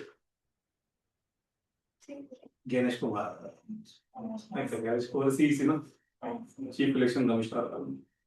मग आता विरोधी पक्षांचं म्हणणं आहे की हे पपेट आहेत. काय पुरावा? आता पपेट असं खूप मोठा आरोप आहे, पण तो आरोप तरी केलाय आणि तो त्याला थोडासा आहे, दम आहे. काय पुरावा पपेट आहेत? बाहेरच आहेत ना सगळ्या राज्यांमध्ये तेवढे प्रश्न आहेत, तरी पण ते लोक देत नाही त्याचे हे. नाही काय म्हणस तर बायस डिसिजन आहेत ना. आता आपण नाही, तास ते नाही, ते सुद्धा आहे. बायस दोन वगैरे बायस कसं असतं ते असं सिद्ध नाही करतात. त्याचं काय म्हणजे इश्यू कुठे होतं सगळं इथे की सगळे इलेक्शन कमिशन कमिशनरच्या अपॉइंटमेंट मध्ये इश्यू आहे. काय झालं आफ्टर इंडिपेंडन्स घटनाकारांनी चूक केली. घटनाकारांचं काय झालं तरी घटना नेत्यांना बरोबर शकतात. एक सुरक्षित नाही गोष्ट की इलेक्शन कमिशनर कसा नेमायचा आहे त्यांनी प्रोसिजर दिलेली नाही. मग आता ही मोठीच गफलत होती आणि त्यामुळे न दिल्यामुळे काय करत होते, स्वतःहून ते बसायचे मीटिंग मध्ये. त्याच्यामध्ये सरन्यायाधीश, पंतप्रधान आणि विरोधी पक्ष नेता असं तिघं बसायचे आणि तिघं मिळून ठरवायचे. मग तिघं मेन लोक होते सरन्यायाधीश, पंतप्रधान आणि लीडर ऑफ ऑपोजिशन. मग त्यामुळे काय व्हायचं की मग होऊन जायचं काम. पण मध्ये काय झालं, कोर्टाने सुप्रीम कोर्टाने कान उघडले. हे तर एवढी महत्वाची गोष्ट इलेक्शन कमिशनर ज्युडिशियल प्रोसिजर ना, ती प्रोसिजर डिसाईड करा. तुम्ही असं कसं स्वतःच्या मनाने जवळ करता. मग लगेच केंद्राने काय केलं, एक कमिटी दिली आणि त्या कमिटीने काय सांगितलं, यात तेवढं बघा कोर्टाने सांगितलंय PM असेल त्याच्यात, हा आपण एक प्रधानमंत्री असतील, लीडर ऑफ आणि कॅबिनेट मंत्री असतील आणि लीडर ऑफ ऑपोजिशन. तिघ जण असतील. पुन्हा एकदा तिघ जणांची कमिटी नेमलेली आहे पुढे आणि त्यात पंतप्रधान असतील, मग कॅबिनेट मिनिस्टर असेल आणि लीडर ऑफ ऑपोजिशन. असं कोर्टाने सजेस्ट केलं तरी कोर्टानंच काढून टाकलं त्यातनं. आणि तिघ जण आता prime minister, leader of opposition आणि पण कॅबिनेट मिनिस्टर. पण मग याच गडबड काय आधी प्रॉब्लेमपेक्षा पुढचा इश्यू येईल. आता दोन तर गव्हर्नमेंट आहेत आणि नंबर 2 कोणचं आपलं होम मिनिस्टर अमित शहा. तर नरेंद्र मोदी, अमित शहा आणि राहुल गांधी या तिघांची कमिटी असेल आणि ती कमिटी नेमेल CEC ला असं ठरलंय. पण राहुल गांधी मीटिंग येतच नाहीत. त्यांचं काय म्हणणं असतं, तिकडे येऊन काय बोलतात मला कळत नाही समजा. आणि त्याची मेजॉरिटी ना 2-2 विरुद्ध 1. ते काय म्हणलं तरी त्या ज्ञानेश कुमार यांच्या अपॉइंटमेंट राहुल गांधीच्या विरुद्ध होतं. पण असं त्यांच्या मला असं वाटतं की चुकीची की त्यांनी जायला पाहिजे मीटिंगला आणि स्टुडिओ अपोज ना, तर ते वेळ जातोय, ते जात नाहीत. उलट जाऊन वेळ अपोज करणं जास्त महत्वाचं आहे. तेवढं की नाही जाऊन काय करू. पण हा इश्यू झाला आता. मग त्यामुळे ते पूर्णपणे हे गव्हर्नमेंटच्या याच्यावर ना, ज्ञानेश कुमारची अपॉइंटमेंटच पूर्णपणे थोडक्यात मध्ये अपॉइंट करताना गव्हर्नमेंटने काय निकष लावला, कॉमन सेन्स काय निकष लावला असणार. मेजॉरिटी.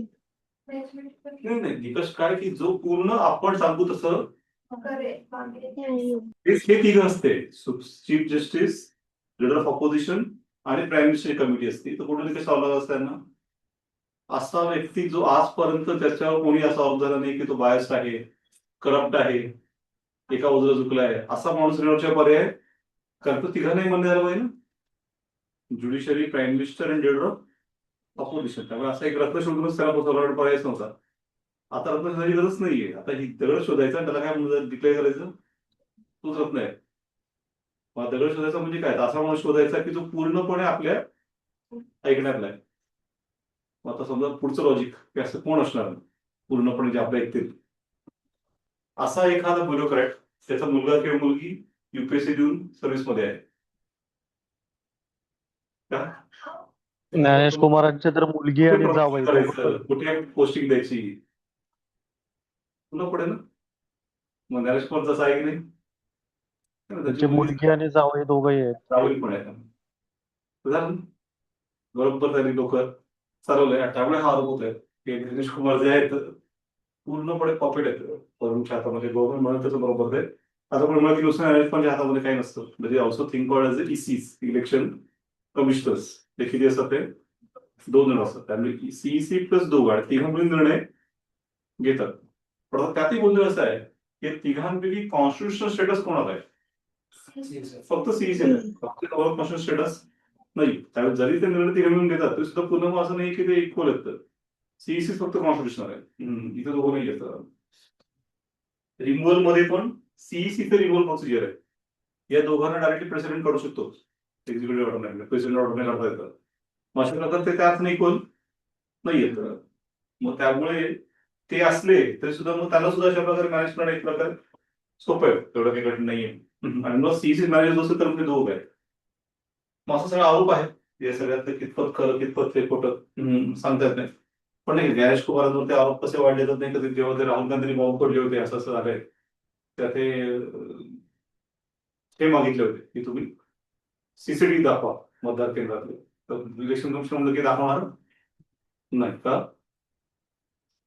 नाही कधी गाजलं होतं की सीसीटीव्ही दाखवून कळेल ना की वोटिंग किती झालं. वोटिंगच्या पर्सेंटेजवर वाद झाले होते.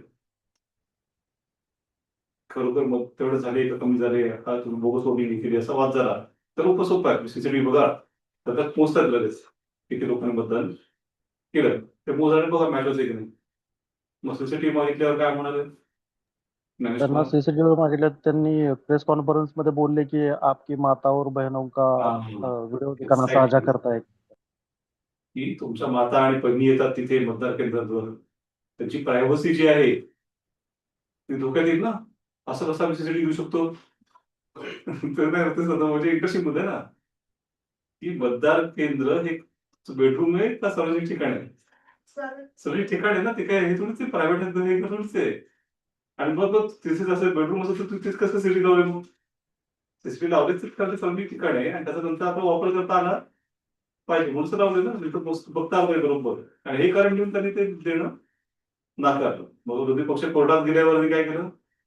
इलेक्शन कमिशन नियम बदलला की 45 डेज मध्ये आम्ही सगळे सीसीटीव्ही डिलीट करून टाकू यापुढे. त्याच्या आधी हा नियमच नव्हता. त्याच्या आधी ते 5 वर्ष 10 वर्ष आधीच ते पण सीसीटीव्ही फुटेज मागितल्यावर द्यायचे. आता हे नियमच 45 डेज करून टाक की 45 डेज मध्ये डिलीट करून टाकू. तर समजा कोर्टाचा निर्णय असेल कुठे 45 डेज मध्ये येत त्याच्या 2 महिन्यांनी सुद्धा मी फास्ट घेऊन कोर्ट म्हणाला की द्या ना सीसीटीव्ही फुटेज. वेगळे म्हणून काय म्हणतात आधीच आहे ना 45 डेज मध्ये आम्ही डिलीट करून टाकलं. हे तर उलट ठीक आहे. डिलीट करायचं कारणच काय? मुळात आता हल्लीच्या काळामध्ये डेटा स्टोरेज फॅसिलिटी वाढत चालत किंवा चालले आहेत वाढत चालत ना. विशाखापट्टणमला आपण काय टाकतोय आता डेटा सेंटर गुगल तिकडे त्या गप्पा माझे मोठ्या मोठ्या किंवा डेटा सेंटर टाकतो जगाचं मोठं असं तसं आणि सीसीटीव्ही फुटेज डिलीट करून टाकायचं का हो? असं नियम केलेच का मुळे कधी गरजच काय?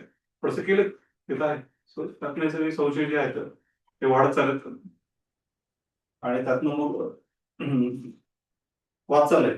मग यातच एक भाग म्हणजे मग शेवटी मग ऑपोजिशन बॉर्डर रिमूव्हल इम्पिचमेंट आहे. काही ठिकाणी चुकीचं इम्पिच करून म्हणून असते प्रेसिडेंट. राष्ट्रपती. Impeachment is only for the president. For others, what's the use word? Removal. So procedure is similar to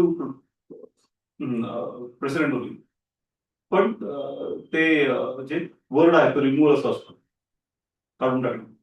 मग त्याच्यासाठी प्रोसिजर सगळी चालू केली होती. पण TR बिर्लांनी आलेल्याच पेटाळून लावली. तरी यूज दिले नाही हाऊसमध्ये. त्यांचं काय म्हणणं पडलं? बिर्ला स्पीकर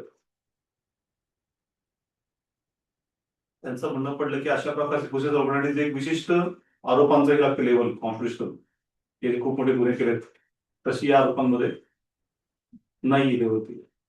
आणि लेवल नसल्यामुळे त्याला आम्ही ऍडमिट करून घेऊ शकत नाही. नुकतंच त्यांनाच रिमूव्ह करण्यासाठी ऑलरेडी येऊन गेल्या नो कॉन्फिडन्स हे त्यांच्या म्हणून ते काही भाग घेत नव्हते. कारण त्यांच्यावर होतं मग ते कसं भाग घेणार ना. पण तो पेटाळला गेला वोटिंग गेल्यावर. मग ते आता आले त्यांना बरोबर असतो काढला म्हणजे सीईसीचं यूज दिलेलं नाहीये. आता ते आला तरी 5,000 नसतंच ही गोष्ट वेगळी पण यूज दिलं नाही मत. पण मग आता ज्ञानेश कुमार यांचं अशा प्रकारे आरोप येणं त्याच्यावर हेच म्हणजे एक प्रकारचे पदाची प्रतिष्ठा जी आहे ती दोघांचे पद असे की you should be independent person.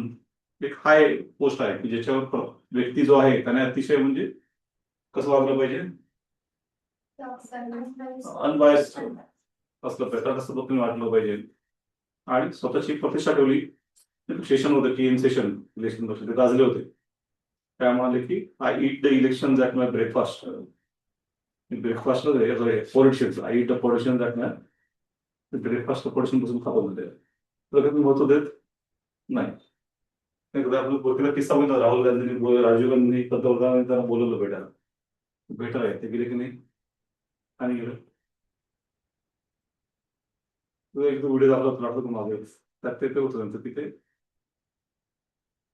Rajiv Gandhi चर्चा करायची होती इलेक्शन कधी यायची वगैरे. सेशन इलेक्शन कमिशनर भेटायला आहे. सेशन मध्ये तुम्ही फ्रीच आहे, तुम्ही या. मी नाही विचारत का I am a part of a government of India now. Yes or no? No, no. Is election commissioner part of government? It's a part of state, but not the government. It's different between the state and the government. Government त्यांनी is त्यांच्या majority.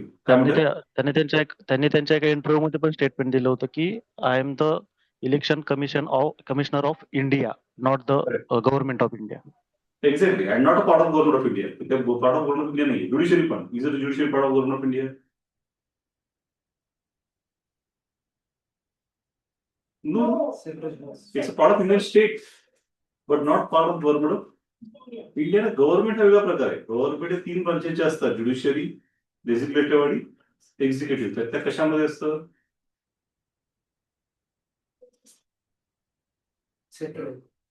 Government executive मध्ये असतं. एक्झिक्युटिव्हचा भाग आहे किंवा executive 3 पैकी एकाच government आहे.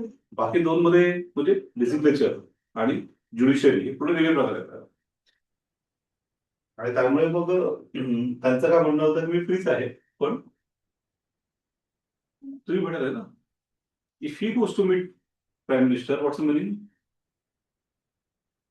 ते गेले असते जाऊ शकलं असतं, आज जाते त्यावेळेस पण जाते समजा त्याला काहीच नाही, पण मग ते गेले तर काय अर्थ होतो. न्यूट्रल नाहीये. आता एक न्यूट्रल आहेत ना, they are biased with the government, but the government is just like for 5 years and next election new government comes. मग जो माणूस मध्ये एखाद्या गव्हर्नमेंट चुकला आहे तो अशा प्रकारे मॅनिप्युलेट करेल की नवीन गव्हर्नमेंट देणार नाही, मॅनिप्युलेट करेल सिस्टम, असा धोका निर्माण होईल, संशय निर्माण होईल. संशय निर्माण होईल वाईट. समजा तो असं करेल ना करेल ही पुढची गोष्ट, की असं संशय निर्माण होण्याची सुद्धा वाईट. मग त्यामुळे हे ज्ञानेश कुमार जसं झालंय की suspicion has been build up and with that this proposal has been bought, it has been rejected, but in the whole position come into question of. त्यामुळे मुळात ही सगळं कशामध्ये बघितलं, कशात बरोबर सगळं आता कशावर काम केलं पाहिजे आपण. अपॉइंटमेंट ऑफ इलेक्शन कमिशनर तिथेच मुळात प्रॉब्लेम असेल तर नंतर संशय येतच राहणार. कॉमन सेन्स आहे ना की मुळात जर जो माणूस 3 पैकी 2 निवडून दिलाय, नरेंद्र मोदी आणि अमित शहा, पंतप्रधान आणि होम मिनिस्टर, तर मग त्याची मेजॉरिटी लोकांची ना. So obviously he'll be taken as like a person of a government. He can't be accepted as an independent. पण ठीक आहे, कॉन्स्टिट्यूशन मेकरने दिली नव्हती प्रोसिजर, तुम्ही नीट हे करा आणि तिला अशा प्रकारे ठेवा की ज्याच्यामुळे संशय येता कामा नाही की कुठल्या एका साईडला सगळे पद्धत चुकलेली आहेत.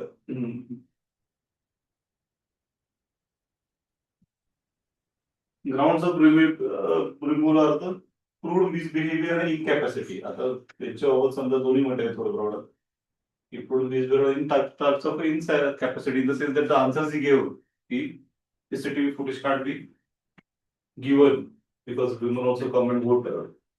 So that could be said to be what इनकॅपॅसिटी ना, की त्याचा मेंटल काहीतरी प्रॉब्लेम झाला असावा. ते अमेरिकेचा आरोप ट्रम्पवर काय म्हणतात की त्यांचं काहीतरी सटकलंय आणि त्याचे वेळा घे.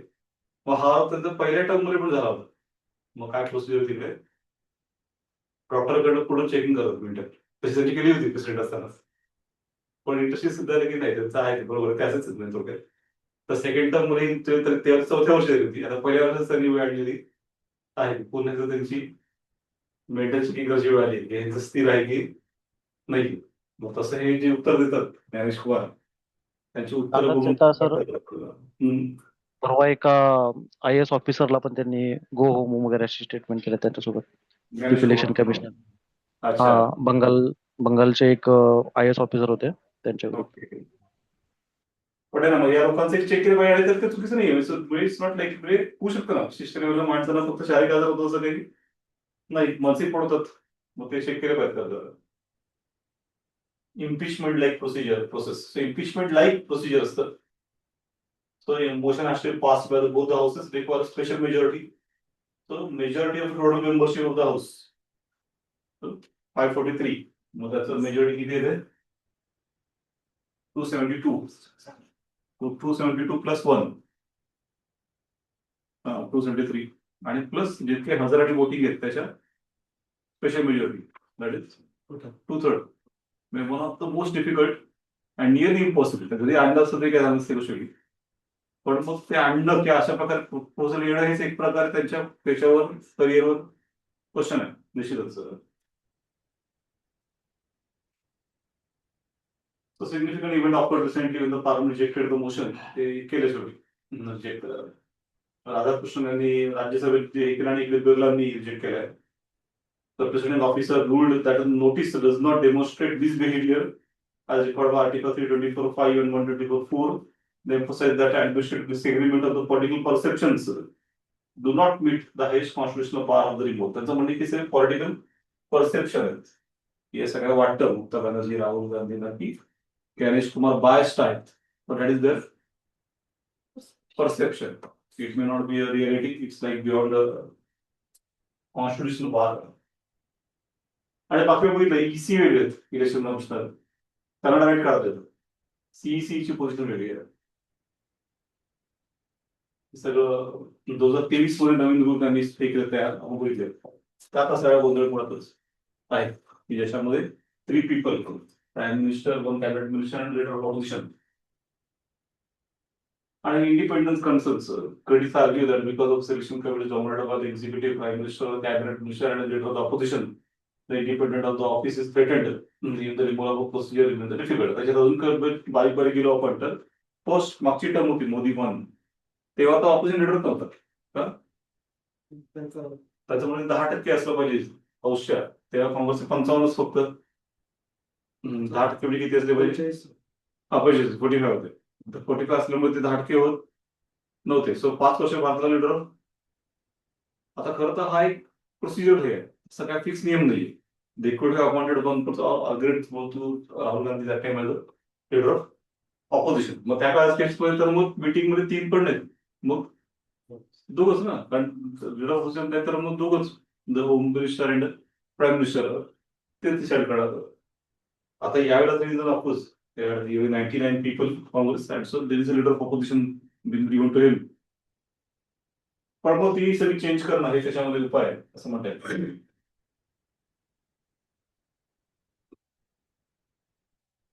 बाकी मग साबरीमाला पुन्हा ते फिरते येऊन तिकडे जस्टिस नियम त्यांचं ते वाद आता पुन्हा नवीन ट्विस्ट आलाय. न्यू ट्विस्ट साबरीमाला हे 18 साली जजमेंट घेतली होती सुप्रीम कोर्टने की we can interfere and issue of dignity of women and equality they should be given entry. But you know the issue Sabarimala Ayyappa Mahadev he is a Kartikeya of south India and he is suppose to be the celebrate god. Celebrate ब्रह्मचारी आहे. मग तो ब्रह्मचारी असल्यामुळे त्याला तरुण स्त्रिया चालत नाही असं तो देवाचं ते हे. त्यामुळे 10च्या आतल्या मुली असं जातात, 50च्या पुढच्या स्त्रिया जातात. पण 10 ते 50 वयोगट आहे त्यातल्या तरुण महिलांना त्याच्या गाभाऱ्यामध्ये प्रवेश नाहीये. शक्कम शक्तीची पद्धत आहे अय्यप्पांची. पण मग काही लोक कोर्टात गेले आणि त्यांचं म्हणणं पडलं की हे again the right to equality आहे. आर्टिकल 14 नागरिकांमध्ये भेदभाव केला जात आहे आणि त्याच्यावर मग ती केस खूप भारतभर गाजली. आणि मग त्यात कोर्ट शेवटी काय म्हणाला की 4-1 निर्णय दिला. ते बोलले की एक तर काय म्हणत होतं की court should not interfere in to religious affairs. तर कोर्ट बोललं की धर्माच्या वरती कॉन्स्टिट्यूशन त्यामुळे मग कोर्ट हे सगळ्यात पडू शकतच इश्यूज आहेत नाही. पण मग त्यांचं मग त्यांच्या चर्चा लेटरमध्ये त्यांचं असं म्हणणं पडलं की जेव्हा हा कुठला नियम फॉर्म केला की वुमन कान एंटर टेम्पल तेव्हा त्यांची काय कमिटी असेल मंदिराची त्या कमिटीमध्ये वुमन किती होत्या. हे फक्त पुरुषांचा निर्णय घेऊन टाकला परस्पर की स्त्रिया जाऊ शकत नाही. त्यामुळे आजच्या काळाचं जे स्पिरिट आहे इक्वॅलिटीचं त्याला ते शोभत नाही आणि म्हणून 4:1 निर्णय दिला की स्त्रियांना प्रवेश दिला जावं. मात्र जेव्हा अशा प्रकारे होतं स्त्रिया निघायला झाला त्याच्यात ते भाविकांनी पूर्ण विमन चेंज केली त्या पोस्ट. म्हणजे भाविकांचे म्हणणं काय की अशी लोक पिटिशन करतात की जे मुळात हिंदूच नाहीत पहिली गोष्ट, किंवा ज्यांची भक्तीच नाही आहे देवावर.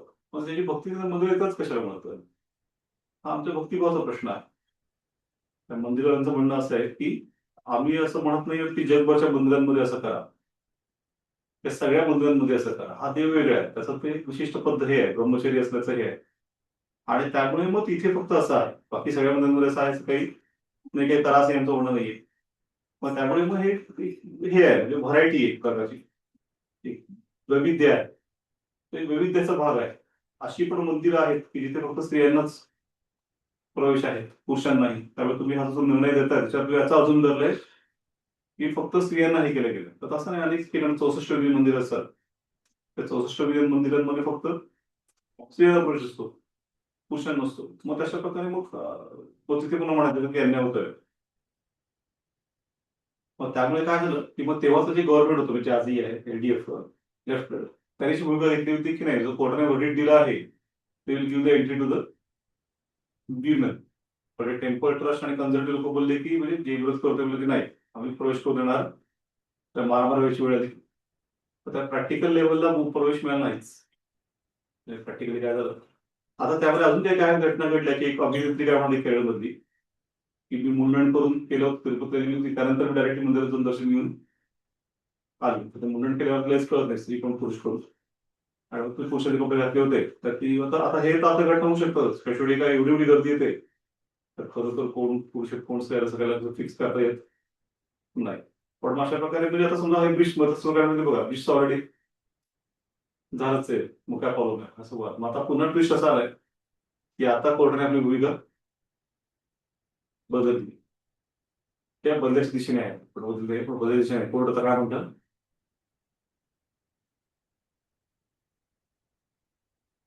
की आता हे आपण वेगवेगळ्या प्रकारे बघू शकतो, त्यांची ट्रेडिशन, लोकल परंपरा, आणि त्यात मग कोर्टाने पण नक्की अर्थ तशीच भूमिका केंद्राने सादर केली की केंद्राचं म्हणणं आहे की सगळं लोकल ट्रेडिशनचा मुद्दा आहे आणि त्यात पडायला नको, हे सगळं तुमचं भावनांचा मुद्दा आहे. तर रिलिजियस फ्रीडम टू रिलिजन कुठला आर्टिकल 25 त्याचा हे भंग होतं, म्हणजे त्यांची पद्धती ती उपासनेची.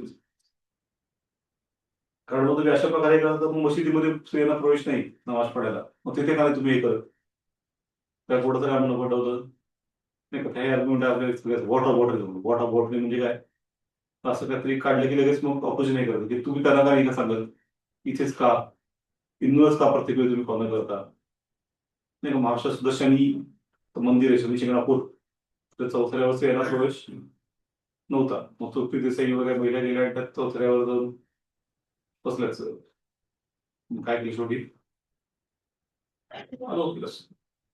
महाराष्ट्रीय गाभाऱ्यात कोल्हापूरला स्त्रियांना याची परवानगी नव्हती. मग काय झालं, मग केलं आंदोलन, ते दिलं.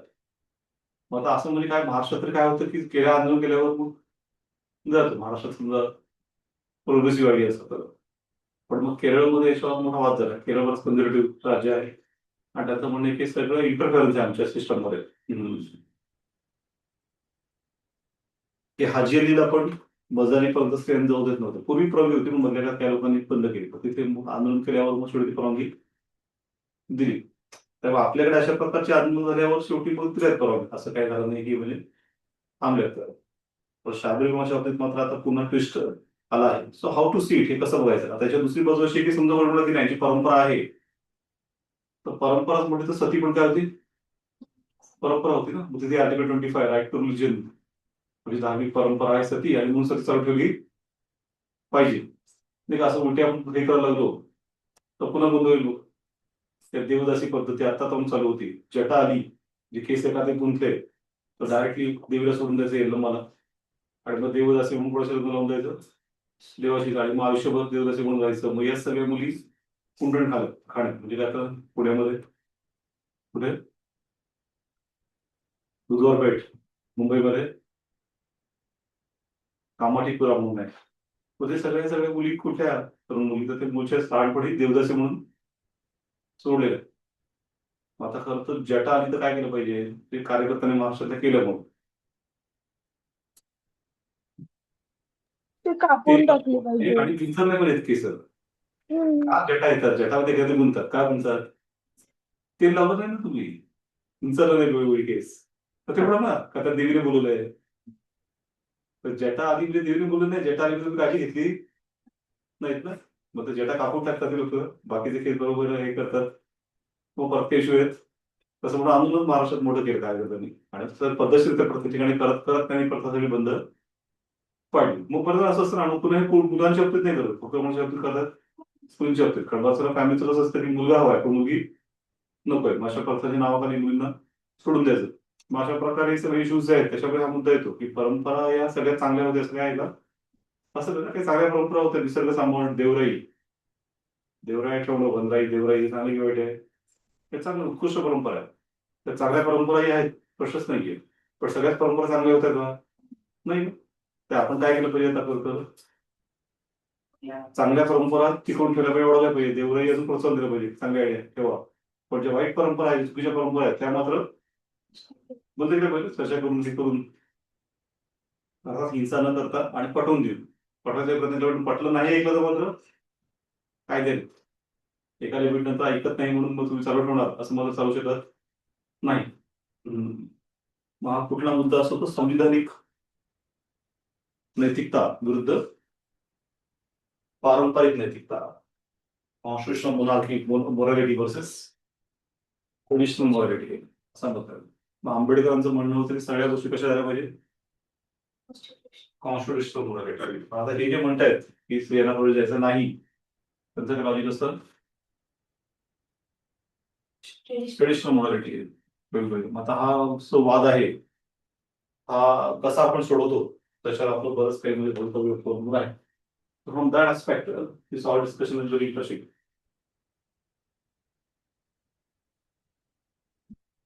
So essentiality of religion माझा मुद्दा असतो इसेन्शियलिटी ऑफ नाही का तो हिजाबवर झाला मुद्दा की कर्नाटकामध्ये एका शाळेने हिजाब घातलेल्या मुलींना प्रवेश दिला नाही तेवढा वाद झाला कर्नाटकात. मग तो कसा सोडवला मग शेवटी डॉक्ट्राइन ऑफ इसेन्शियलिटी. डॉक्टर ऑफ इसेन्शियलिटीवर सोडवला की शेवटी मिळाला नाही मुलींना प्रवेश तर नाही नाही. काय युनिफॉर्म जो आहे शाळेचा तर तो युनिफॉर्म घालून येणं आवश्यक आहे. मग त्या पॅरेंट्स काय म्हणत होतं की नाही युनिफॉर्मवरच हिजाब कर युनिफॉर्म घातलाय ना अरे पण युनिफॉर्म कशासाठी असतो सायन्टिफिक दिसला पाहिजे आणि युनिफॉर्म वगैरे बाकीचं पण लॉजिक आहे की शाळेच्या सर्वात बाजूला काही गरीब सगळे श्रीमंत असतात पण युनिफॉर्म सगळ्यांना समान असला की मग तो परत राहत नाही आता मग श्रीमंत वेगवेगळ्या प्रकारचे कपडे करून देतील. मग अशा प्रकारे युनिफॉर्मचे विशिष्ट महत्व आहे म्हणून तो युनिफॉर्म आहे. पण मग तेव्हा म्हणणार मग सरदारजीला सांगा की पगडी काढून या कडा काढून या मला सांगणार का तुम्ही काय उत्तर आहे मग तो मुद्दा असं येतो इसेन्शियलिटी ऑफ रिलिजन डॉक्ट्रिन मध्ये की पगडी घालणं हा शीख धर्माचा इसेन्शियल भाग आहे का आहे ना आहे 5 गोष्टी आहेत त्या 5 गोष्टी इसेन्शियल भाग. हिजाब घालणं मुस्लिम धर्माचा इसेन्शियल भाग आहे की नाही तर पूर्णावरच नाही नंतर पण नाही खूप नंतरची प्रथा आहे.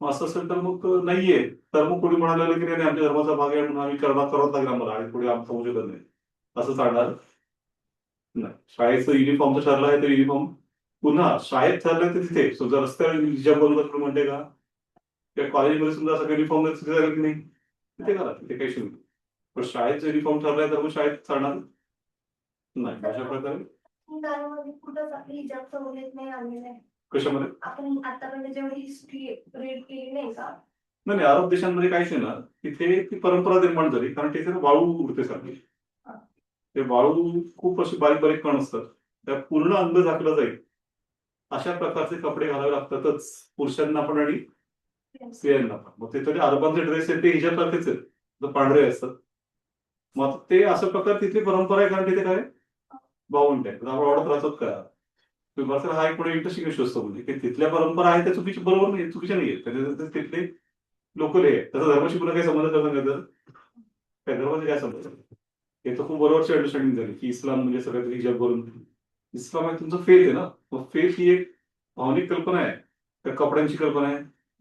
भावनिक ना कपड्याशी काय संबंध हे घालणं म्हणजे त्याचा काय संबंध काय म्हणजे त्यामुळे मग इसेन्शियलिटी ऑफ रिलीजनमध्ये असं येत नाहीच आहे.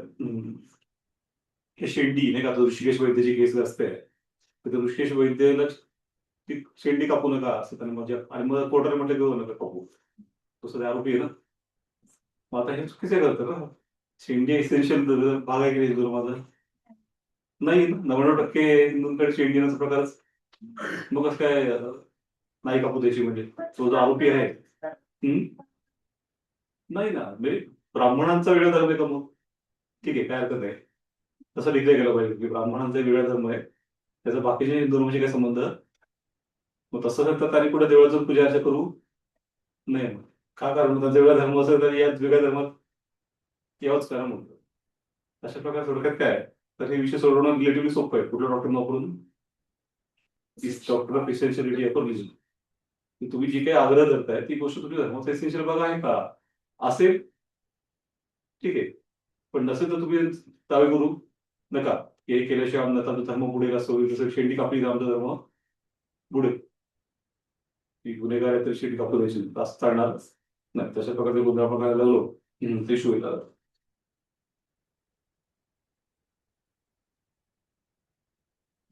काय होतं बरं पुढे अजून काय होतं त्याच्यामध्ये सध्या लेफ्ट फ्रंट आता स्पष्ट झाले कळलं की याच्यावरनं हे बीजेपीला संधी मिळते आतमध्ये घुसायची की जेव्हा हा मुद्दा आला की साबरीमाला दुसरे प्रयोजन नाही 10 ते 50 मध्ये तेव्हा मग अमित शहाने स्वतः येऊन मोठा मोर्चा साबरीमालाच्या मुद्द्यावर केरळमध्ये काढले. आता एरिया लोकांना इंटरव्ह्यू त्याच्यावर पण मग याच्यावर त्यांना मोठा एक पॉईंट मिळाला त्यामुळे आता हे जे लेफ्ट गव्हर्नमेंट सध्या ते आता साऊथ झालंय ते आता काय म्हणत की कोर्टाची जी काही भूमिका असेल तिचं पालनावी कोर्ट मला द्या देऊ नाही मला तर त्या मुद्द्यावर मग यांना इन्व्हाइट करणं हे धोका आहे असं वाढा लागलाय.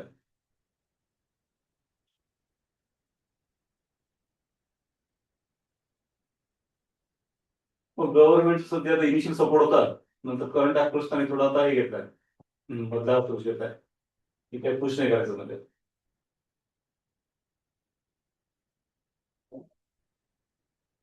Challenge to the male superiority assumption की आताच्या केसमध्ये गव्हर्नमेंटचं म्हणणं आहे की कोर्टाने असा अर्थ की मेल सुपरिटीचा मुद्दा आहे तसं नाहीये गव्हर्नमेंटचं म्हणणं की ते चुकीचा अर्थ काढलाय डायव्हर्सिटी ऑफ फेथ डायव्हर्सिटीचा मुद्दा आहे. तर public morality rooted in the faith of the community मग पब्लिक मॉरॅलिटीवर महत्व दिलं पाहिजे आणि देर ऍबस्ट्रॅक्ट आता हा थोडा बाजूचा मुद्दा आहे मात्र की त्यांचं म्हणणं की functional morality is abstract idea पण it's not actually abstract idea का समता ही ऍबस्ट्रॅक्ट आयडिया का समता ऍबस्ट्रॅक्ट आयडिया नाहीये it is actual idea which has to be implemented.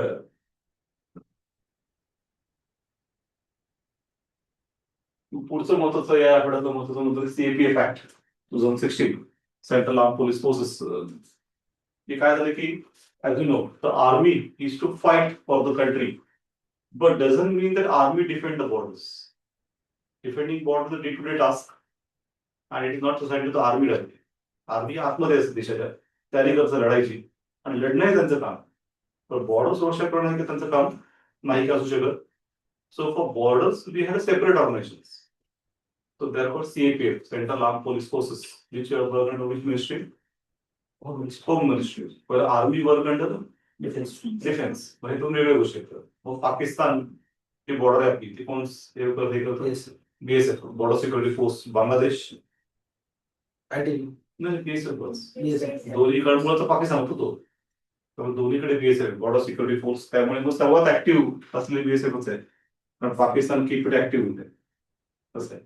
सर्वात शांत कुठे बॉर्डर असतं नेपाळ भूतान काहीच घडत नाही तिथे अभिषेक ते सांगून जे काहीच होत नाही कंटाळा होता.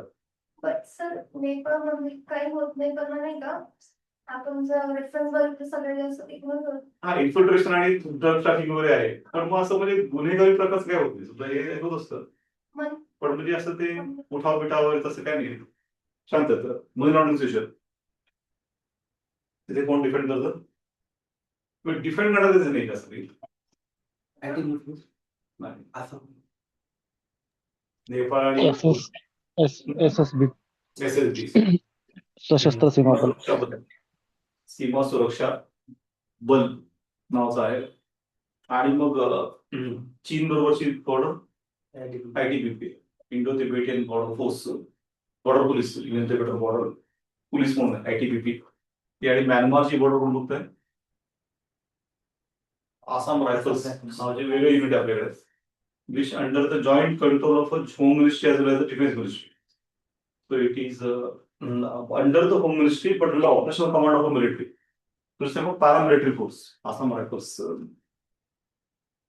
आणि शिवाय जे आपले मेन लोक आहेत, पंतप्रधान, होम मिनिस्टर, या अशा लोकांना सिक्युरिटी प्रोव्हाइड करण्याची कुठली खास ब्रांच आहे आपली? एलाइट NSG म्हणून, नॅशनल सिक्युरिटी गार्ड्स, NSG. मग सर्व ते सगळ्यात फिट लोक आहेत, त्या सगळ्यांना NSG देतात. NSGचं वेगळं रिक्रुटमेंट असं केलं जात नाही. याच्या त्यातले जे बेस्ट आहेत they are form in to the NSG, आणि NSG give the security, has security to the very important constitutional positions. अशा प्रकारे बोलले की CAPF मध्ये कोण तर SSB, सीमा सुरक्षा बल, border security force, ITBP, Indo Tibetan border police, किंवा मग आसाम रायफल. नाही, आसाम रायफल हे पॅरामिलिटरी मध्ये येतं.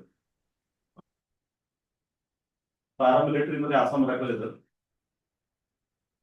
आणि कोस्ट गार्ड येतं, इंडियन कोस्ट गार्ड, हे पण paramilitary. NSG, national security guards, हा हे राहिलं आपलं CISF. CISF काय? Central industrial security force. नावाप्रमाणे जे क्रिटिकल इन्फ्रास्ट्रक्चर आहे भारतात, ऑटोमिक प्लांट्स, एनर्जी प्लांट्स, ते सगळे CISF कडे.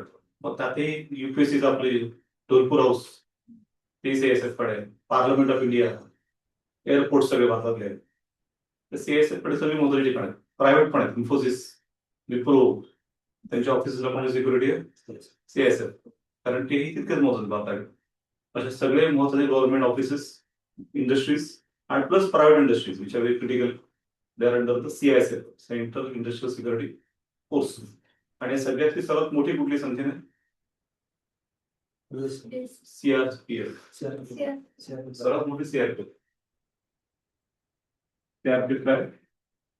Central reserve police force, central reserve police force, CRPF. राज्यामध्ये अंडर स्टेट.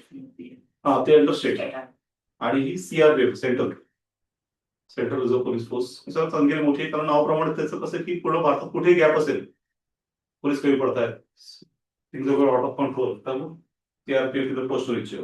इलेक्शनच्या वेळेस मोठा रोल असतो. ते नक्षलच्या वृत्त पण प्रामुख्याने यांनीच काम केलं. तर अँटी नक्षल मध्ये ऑपरेशन मध्ये CRPF प्लेड अ की रोल इन द कंट्री. त्यामुळे CRPF कोब्रा बटालियन नावाची एक खास युनिट आहे, विचार कमांड युनिट आहे, स्पेशली ट्रेंड. मग अशा प्रकारे CRPF साधारणतः 4 लाख लोक आहेत, पक्षामध्ये 2 लाख 3 लाख अशा प्रकारे एकूण सगळे मिळून साधारण एक 12 लाखाच्या आसपास आहे. आर्मीत साधारणतः 13 लाख आहे. मग त्यामुळे मग जरूर मॅचिंग असेल, आर्मीत 13 लाख आहेत आणि सगळे मिळून 12 लाख आहेत. तर for these people play a key role in the internal security of India. These people play the key role in the internal security of India. तर त्यामुळे अशा प्रकारे म्हणजे 6. आता NSG हा याचाच भाग आहे, फक्त याचं एलिट घेतात, त्यामुळे करता 5च आहेत प्रकारे. आता काय झालं की फॉर्म तसे होत गेले, तेव्हा इश्यू झाला की त्यांचे टॉप ब्रॉक्स मध्ये पॉईंट ठेवायचा आम्हाला इश्यू झाला, कारण जस्ट फॉर्म झालं होतं, जस्ट काही लोक घेतले, पण लिडिंग करणं हा पूर्ण वेगळा मुद्दा आहे. त्यामध्ये IPS आणले, कारण मग तेच उपलब्ध होते. आणि तोच मुद्दा आहे, तोच हा करता मध्ये IPS आणले लॉजिकल आहे, त्यात काही बात चालू नाही. कारण लीड म्हणून लीड करायला थोडे अनुभवी लोक लागतात. पुन्हा IPS आणण्याबद्दल मुद्दा होता की it is already at home ministry होईल, and IPS also work under home ministry. Next issue is that IPS are the one who come from the states. ते राज्यांचं केडर असतं, so they very well know how the states work, and ultimately all of this they has to also work with the states. आणि राज्यांकडे काम करतात. तिथे समजा border security force आहे and they are working in say Tripura, which is a border with Bangladesh, but Tripura is also state, so they have to coordinate with the state governments आता IPS लोकांना माहिती असतं कसं coordinate करायचं, ते already work with the states. मग असा पण एक फायदा आहे. अशा प्रकारे त्या काळात ते लॉजिक लागलं आणि त्याप्रमाणे केलं सगळ्यांच्या डोक्यावर. सगळ्यांचे जे हे असतात DG, director general, additional DG, additional director general, IG, inspector general, हे सगळे IPS कडे गेले. पुढे काय झालं की आता ही वर्ष पुढे गेलेली 60s मध्ये फॉर्म झाले सगळे, काही 70s मध्ये. तर 60s 70s मध्ये आता किती वर्ष होत आली? 50. आता 50 वर्ष होत होता त्यांच्यामध्ये लोक पण आता बरोबर एक्सपिरियन्स होत गेले. पण जे वरती पोहोचले तर लक्षात आलं त्यांच्या काय की they cannot get a highest post ना, because the reserve for IPS. लोकांची मोनोपोली. आणि हे लोक जे प्रमोशन वरती गेले जे कर्तृत्वाने असलं की आपण एका विषय पुढे जाऊ शकत वरचं सगळं. मग त्यामुळे यांनी वैतागून कोर्टात वारंवार दावे केले की आम्हाला न्यूज येतो. जसं आर्मीमध्ये डायरेक्टली IPS जाऊन बसतो की नाही वरती, स्पष्ट नाही, ते पूर्ण वेगळं स्ट्रक्चर आहे, स्पेशलाइज ना. तिथे IPS जाऊन काय करणार, मिसाईल कसं असतं आणि कसं टाकतात आणि कशा आर्मी काम करते. IPS हे वेगवेगळ्या प्रकार ते वेगळे. तर तिथे त्यांचे लोक असतात. तसं यांचे पण म्हणणे की आम्ही टाईप ऑफ पॅरामिलिटरी सारखे लोक आहोत. दोष डायरेक्टली पॅरामिलिटरी हे दोघंच आहे असं म्हणायचं. आणि कोस्ट गार्ड हे सेंट्रल आर्म पोलीस फोर्सेस आहे. आता it's not exactly directly paramilitary but very close to being paramilitary, specialise होतं त्यांचं म्हणणं. तर that case why not we should not to head the organisation. आम्ही हेड केलं तर काय वाईट आहे. विरोध करण्याचं म्हणणं आहे की तुम्ही स्पेशलाइज आहात तेच तुमचं वीकनेस आहे. We want a journalist. आम्हाला सगळं माहिती असेल लोक पाहिजे, स्पेशलिस्ट नको. असे लोक जे स्टेटलाही कोऑर्डिनेट करू शकतील. मग हा वाद जुना आहे आणि विशेषतः कोर्टामध्ये खूप लिटिगेशनच्या वारंवार झाले. हे सगळे CFFचे लोक वारंवार कोर्टात गेले की आमच्या अन्याय होतोय आणि आम्हाला तुम्ही वरची पदं द्या असं थोडं. आज अजून काय वाच्यामध्ये इश्यू आहे की पुन्हा हे 5 वेगवेगळे फॉर्म झाले. ITBP, BSF, SSB, CISF आणि CRPF असे वेगवेगळे नियम वगैरे. त्यामुळे काहींमध्ये काही पद म्हणजे खालदार मिळतात, काही मध्ये नाही, प्युअरली ते. मग त्याच्यावरून कोर्टामध्ये पुन्हा ते वाचतो की या 5 पैकी यांना असं दिलं मग आम्हाला काय, मग यांना असं दिलं मग आम्हाला काय. किंवा मग पगार, पेन्शन हे सगळ्यामध्ये 5 मध्ये बसवलं पॅरिटी नसते. काही लोक गव्हर्नमेंट आपण असं म्हणलं की let's have one border one source, म्हणजे सगळ्यांचं पासून एकत्र करून आपण एका सोर्स म्हणूया. पण ते लॉजिकल नाही का. एक सगळं एकच 2 इश्यू संपले सगळे एकच दिवस आहे का. काय बॉर्डर वेगळे आणि प्रत्येक टरेन त्याला मला ट्रेनिंग पूर्ण वेगळं. ITBPचं पूर्ण टरेन वेगळं आहे. चायना लडाख मधलं टरेन, तिथलं लागणारी फिजिकल क्वालिटीज आणि ते BSFचं पूर्ण वेगळं आहे. आसाम रायफलचं पूर्ण वेगळं आहे, म्यानमार सीमा. मग त्यामुळे काय की एकत्र केलं तर मोठा गोंधळ होईल.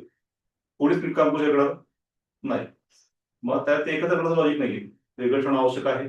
पण वेगळं ठेवताना त्यांच्यातले नियम पद्धती सगळ्या कशा असल्या पाहिजे, समान. प्रमोशन समजलं पाहिजे, वरती गेल्यावर कुठली पद्धत मिळू शकते ते समानता असली पाहिजे. मग त्यामुळे दुसरं असं केलं बिल आणून पास करण्याची गरज होती. तर बिलाची गरज होती का, निश्चितच हाय टाईम. तर त्याप्रमाणे बिल आणलं CFF होईल आणि त्याच्यामध्ये पास करायला गेलं की सगळ्यांमध्ये आता समानता आणून त्याच्यावेळेस हे खटलेबाजी कमी होईल. पण जो मेन वाद आहे तो पेटलाच. जो पेटला सुद्धा तो म्हणजे सगळे पदवर्षी IPS ला रिझर्व ठेवणं. यात काय वाद होतो की IPS लोक येतात वरच्या लेवलला, पण आता समजा 8 पद आहेत IG लेवलची, DG लेवलची, ते सगळीचे 8च्या 8 पोस्टिंग दिल्लीमध्ये. त्यामुळे यांचं काय म्हणणं असतं की one of the reason why IPS required that they are the one who stay work with the states, they know the border, the states आणि स्थिती. तर मुळात ती पदच कुठे सगळी दिल्लीमध्ये. तर हे कुठल्या बॉर्डरवर अशी जाणार नाहीच आहे. त्यामुळे मुळात त्यांना हवीच का आहे असा विरोध करतो. की त्याला का हवी तर दिल्लीमध्ये ना, दिल्ली काय खूप मोठं शहर आहे, बाबूंचं शहर आहे, मस्त राहायचं तिथे काम मिळवं सगळे. म्हणजे रिस्क सगळे नसतेच. म्हणजे रिस्क कोणाला असते जे ऍक्च्युअल काम करतात सीमेवर त्यांना. हे दिल्लीचे बसतात त्यामध्ये रिस्क काहीच नसते. मग त्यामुळे हे जे लॉजिक त्यांचं म्हणणं की बरोबर होत नाही. हे लोक दिल्लीत बसले असेल वर्षा लेवलला. किंवा हे येतात तर का, जर राज्यात काय कंटाळा आला की राज्यातले वाद झाले तर मग रिस्टिंग सारखे इकडे येतात. किंवा जे एकदम कम्फर्टेबल आहेत राज्यामध्ये ते येतच नाहीत. हे पण मुद्दा आहे. विश्वास नांगरे पाटील एक्झाम्पल की how many time become chief of CRPF, CISF, ते बनू शकतात की नाही, तर त्याच्या लेवलला ते एक्सपेक्टेडच आहे की शुड बिकम. ते कधीच बनलेलं आहे का? ते पॉलिटिकली पूर्ण सेट आहेत. त्याला हवी ती पोस्टिंग बरोबर मिळू शकतात राज्यामध्ये, मग ते जातच नाही. मग ते एकीकडे म्हणजे यांच्या मनावर असेल. तसं काही नाही की इच्छा असेल तर डायरेक्ट वरच्या लेवलला बसायचं आणि direct जायच नाही. ते अनेक लोक जातच नाही. तेच सगळ्यांना जाते जे आहेत सध्याचे पोलीस महासंचालक, ते मात्र अनेक वर्ष काम करत होते त्याच्यामध्ये. कारण काही कधी असं त्याचं म्हणे की पोस्टिंग साठी केलं नाही, मग ते काम होते. पण म्हणजे ज्यांचं सेटिंग आहे ते जात नाहीत ते तितकंच करायचं. मग त्यामुळे तो दोन्ही बाजूंकडे हे आहे. आणि शेवटी मग एखादा सीआरपीएफ मध्ये जॉईन होतोय त्याला कळलं की आपण असे टॉप पोस्ट शकत नाही. मोरॅलिटी मॉरल स्टँडिंग मध्ये हायर होतं. दोन की आपण पोस्ट किती करतो आपण त्याने रिझर्व ठेवलंय. मग हा तो मुद्दा आहे की तो याचे पणाला लागला मुद्दा. तर मग सहज फ्रॅगमेंटेशन संपवून एकत्रीकरण करणं एक प्रकार नियमांमध्ये ते आवश्यक होतं. पण आता त्यांनी काय केलं पाहिजे आपण इतर सांगितलं की आयपीएस असणार टॉप लिडरशिप मध्ये डीजी लेवलची पोस्ट आहे सगळ्या डायरेक्टर जनरल आणि स्पेशल डीजी. तर 100% post reserve for IPS. Additional director general ADG हे जे पोस्ट आहे पुढचं ते 67% post will be reserve for IPS. आणि त्याच्या खालचं जे पोस्ट आहे इन्स्पेक्टर जनरल आयजी ते 50% post will be reserve for IPS. अशा प्रकारे म्हणजे मॅक्झिमम पोस्ट येईल एडीजी लेवल पर्यंत. तर तिथे 60% पोस्ट आयपीएस ला आहेतच. आयजी लेवलला 50% पोस्ट ठेवलं की आयपीएस ला रिझर्व. आणि अशा प्रकारे काय झालं मग की it has created a type of imbalance असा वाद झालाय. मग ऑपरेशनल कन्सिस्टन्सी आहे त्याचं गव्हर्नमेंटचं म्हणणं आहे. कंटिन्युटी इन फायनान्शियल बेनिफिट्स म्हणजे असा फायदा नाही की त्याचे फायनान्शियल बेनिफिटचे वाद आहेत ते संपतील आता. तर कोणी वेगळे होतं तर मग त्याच्यात ते वाद होते. एकाच लेवलचं असूनही एकाच वेगळ्या पगार दुसऱ्या वेगळ्या पगार वेगळ्या फॅसिलिटीज तो आता संपतात.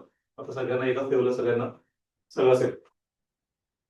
इंटरनल सिक्युरिटीमध्ये फायदा असं म्हणणं आहे. थोडंसं सीएपीएफ स्टेट पोलीस आणि सेंट्रल ऍडमिनिस्ट्रेशन कोऑपरेटिव्ह फेडरलिझमला फायदा होईल असं गव्हर्नमेंट त्याच्यामध्ये म्हणणं आहे. लिगल क्लॅरिटी त्याच्यामध्ये अननेसेसरी लिटिगेशन कमी होईल. पण ऑपोजिशन वाल्यांचं म्हणणं आहे की स्टॅग्नेशन होतो अँड मोर होतं. ऑपरेशन एनपीस आणि सीएपीएफ कडे ऑफिसरचं criticise act as a killed officers मोराव की त्यामुळे अधिकाऱ्यांचं जे मोराव आहे ते डाऊन स्ट्रक्चरल स्टॅग्नेशन येईल. कारण मग एका पॉईंट नंतर वरती येऊ शकत नाही. एकाच लेवल सगळे वर्ष राहणार पुढे सरकू शकत नाही. ते का माणसाला पुढे सरकायची असेल तर अशा तो जास्त उत्साहाने काम करतो.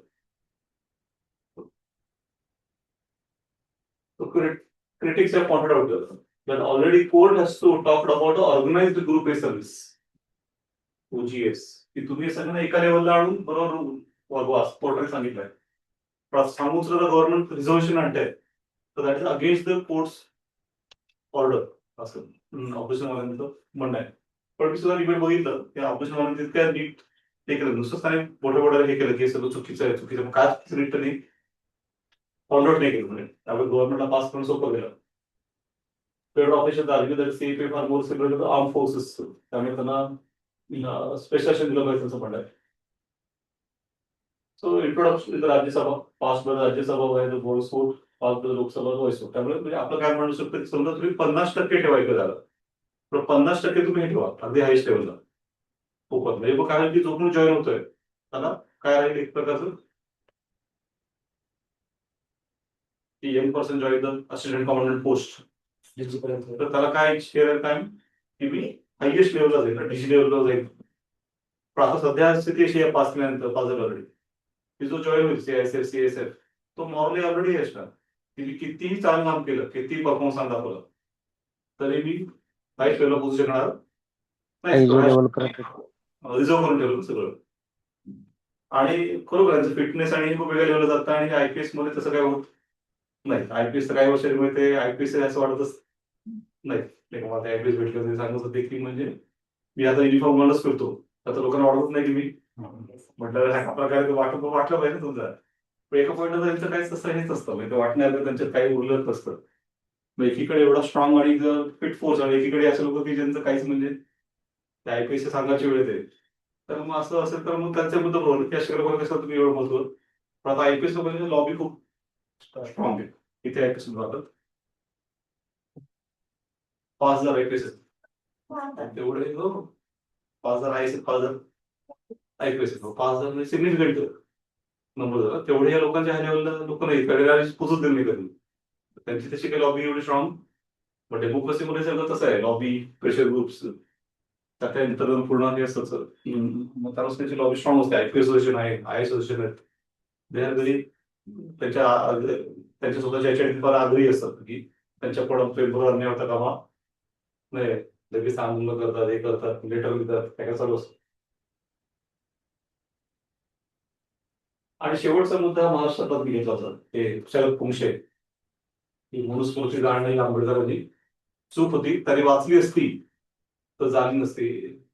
आंबेडकर एखादं पुस्तक वाचल्याशिवाय आंबेडकर किती कसे काढे ना ते त्यांना माहितीये कसं ते तुला शरद पुंशे नाही माहिती नाही अशी ती गोष्ट आरोग्यांच पूर्ण ही तशीच आरोग्यांच त्या वाद झाला म्हणून तरी मागणी होती सगळी त्या करून डेकराला माफ करावं म्हणजे वर्ष पूर्ण होते.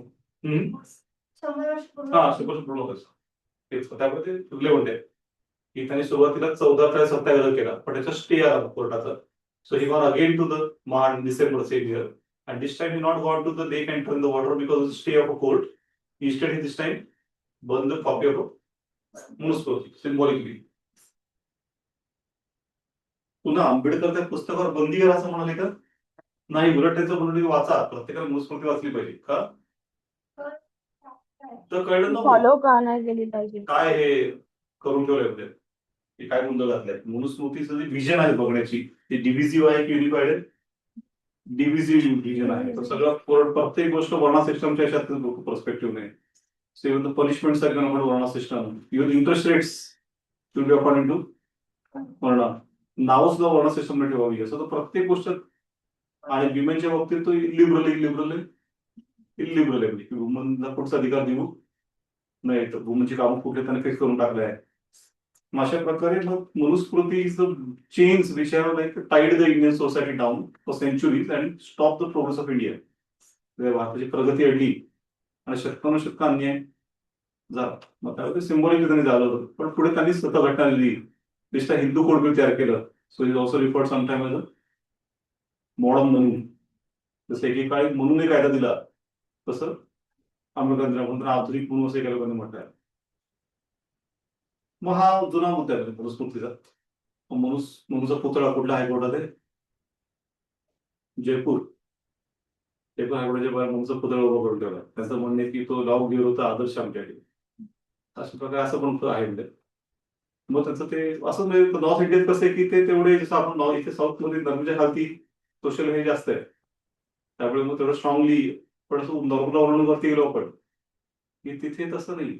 तिथे म्हणजे एकदम अग्रेसिव्ह कन्झर्वेटिव्ह आयडिया कर्नालमध्ये आताच 11,000 लिटर दूध होतले. तर त्यापेक्षा एक ग्लास दूध तिथं उठलं असेल बाकीचं गरीबांना एक ग्लास एवढं पिणे लागलं. नाही ना त्यांचं तर आरोग्य म्हणजे की त्यांचं असं म्हणणं आहे की म्हणजे आम्ही ठरवलं काय पूर्ण आणि काय कॉफी. ती पण बघितलेली बातमी म्हणते एक ग्लास द्यायचं नदीला दूध 1 ग्लास होता 2 ग्लास होता 1 बाटली होता बाकीचं दूध तुम्ही गरीबांना द्यायचं ते लोक त्यांना वाटा. ते त्यांचं कसं की म्हणजे आमचा पैसा आहे आमचं हे असं ते पण नाही ना. पण ह्याच्यात one should be very active in terms of हे ना आपल्याकडे एन्व्हायरमेंट मिनिस्ट्री अख्खी.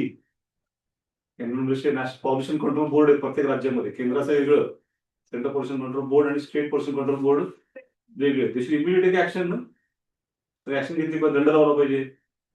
दूध काढून घेतलं पाहिजे नदीमधनं कारण मासे मरतात. सर त्यामुळे मिल्क एवढं कधी कधी दुधात मिक्स झालं टॉक्सिक होतं की बायोलॉजिकल ऑक्सिजन डिमांड 300% वाढते त्या पाण्याची. एक्झॅक्टली. असं वाटतं का ब्रिटनमध्ये झालं होतं एकदा एक चुकून हे नदीत गेलं तर लगेच ब्रिटनने काय केलं की कृत्रिम धरण बनवलं रस्ते नदीमध्ये आणि ते सगळं थांबवलं पाणी. मग सगळे यंत्रणा लावून ते सगळं काढून घेतलं. त्याने मिक्स केलं त्याला दंड लावला. एवढं सगळं तरी तेव्हा मग तसं आपण आता काही करत नाही होत म्हणजे. मग आता हे सगळे इश्यूज आपण नॉर्थ इंडियामध्ये इश्यू आहेतच म्हणजे नॉर्थ इंडियाकडे आपण गेलो तर सोशल इश्यूज वेगळ्या प्रकारचा पण तो सगळा वाद तिथे आहे. पण ठीक आहे आता तर माहितीच आहे.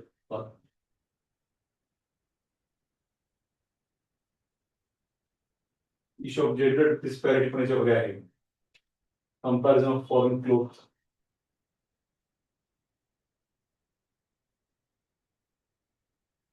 मग आंबेडकरांनी त्याचं याच्याशी कम्पेअर केलं होतं की जसं महात्मा गांधींनी सत्याग्रह केले आणि परदेशी कापडाची होळी केली, तसं जे जे अन्यायकारक नियम आहेत त्याची होळी त्यांनी केली ना.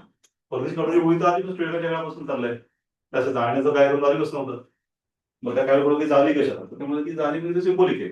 पुन्हा झाली मी त्याचा म्हटल्याप्रमाणे पुस्तकच वाचू नका, तसं ते बोको हराम नावाची संघटना आहे आफ्रिकेमध्ये. त्या पुस्तकं दिसल्यावर एके वडील पुस्तक कसं करतात, त्याचं नाव बोको हराम. बोको म्हणजे बुक्स, हराम आहेत, नावच आहे बोको हराम. ते एकदम धोकादायक लोक आहेत. मग तसं आंबेडकरांचं म्हणणं होतं का? तसं त्यांचं म्हणणं होतं की त्यांचं पुस्तकं जाळून टाका किंवा पुस्तकं वाचू नका किंवा मनुस्मृती वाचू नका किंवा मनुस्मृतीवर बंदी घाला. हा, त्यांचं ते उलटे म्हणणं आहे. ते सिंबॉलिक आहे. तसं तसं केलं ते सिंबॉलिक, कारण काही सिंबॉलिक असं काहीतरी केल्याशिवाय लोकांच्या त्याचं इंटेन्सिटी लक्षात येत. ते सुद्धा भाषण दिलं असतं की नाही मनुस्मृती वाईट आहे, वाचू हे करून नये, वाईट आहे. तर ते लोकांना हे नाही होत. झाल्यावर त्याची इंटेन्सिटी वाढली.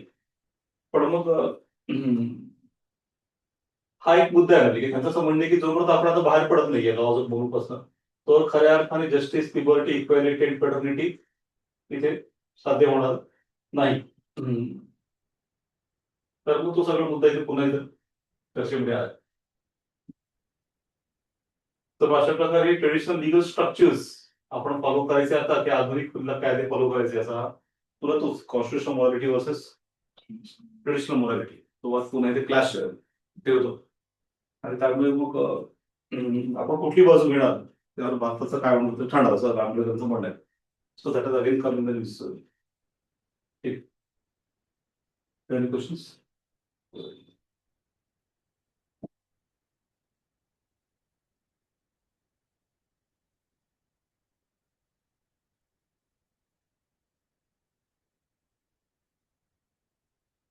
ठीक आहे, म्हणजे वाचून घ्या हे सगळं ऑनलाईन, तुम्ही पण वाचून घ्या इश्यूज. Yes sir. आपण याच्याशिवाय पण खूप काही स्टॉप होईल. सर एकदा ते सीआरपीएफचं तुम्ही सांगितलं ना, त्याच्यामध्ये पोस्ट वाईज डेजिग्नेशन असतं ना, हायरार्की, हा हा त्याच्यावर क्वेश्चन आला होता एकदा प्रिलिम्स मध्ये की कोणती पोस्ट आहे आणि त्यांचं डेजिग्नेशन वाईज त्यांची हायरार्की कशी आहे. तर तशा वेगवेगळ्या पोस्टसाठी येतील तर ह्याच्यावर क्वेश्चन घेऊ शकतो. ठीक आहे, पुढच्या वेळेला आपण करू घरात किलो वगैरे करते का ओके सर. त्याच्यावर ना? म्हणजे मिलिटरी रँकिंग. हा ते हे कसं ते कॅप्टन हा सर. हो हो. ते बरोबर कॅप्टन, पण प्रत्येक नाव वेगळे पुन्हा. आर्मीतलं वेगळं नाव, नेव्हीतलं वेगळं, एअरफोर्स मधलं, आणि पुन्हा ते स्टेट लेवलचे मशिनरीचे वेगळे आहेत पुन्हा नाव. तर ते प्रोटोकॉल मध्ये वर्षाला गोंधळ होतो की नक्की कुठल्या लेवलला कोण आहे. ठीक आहे, आपण करू.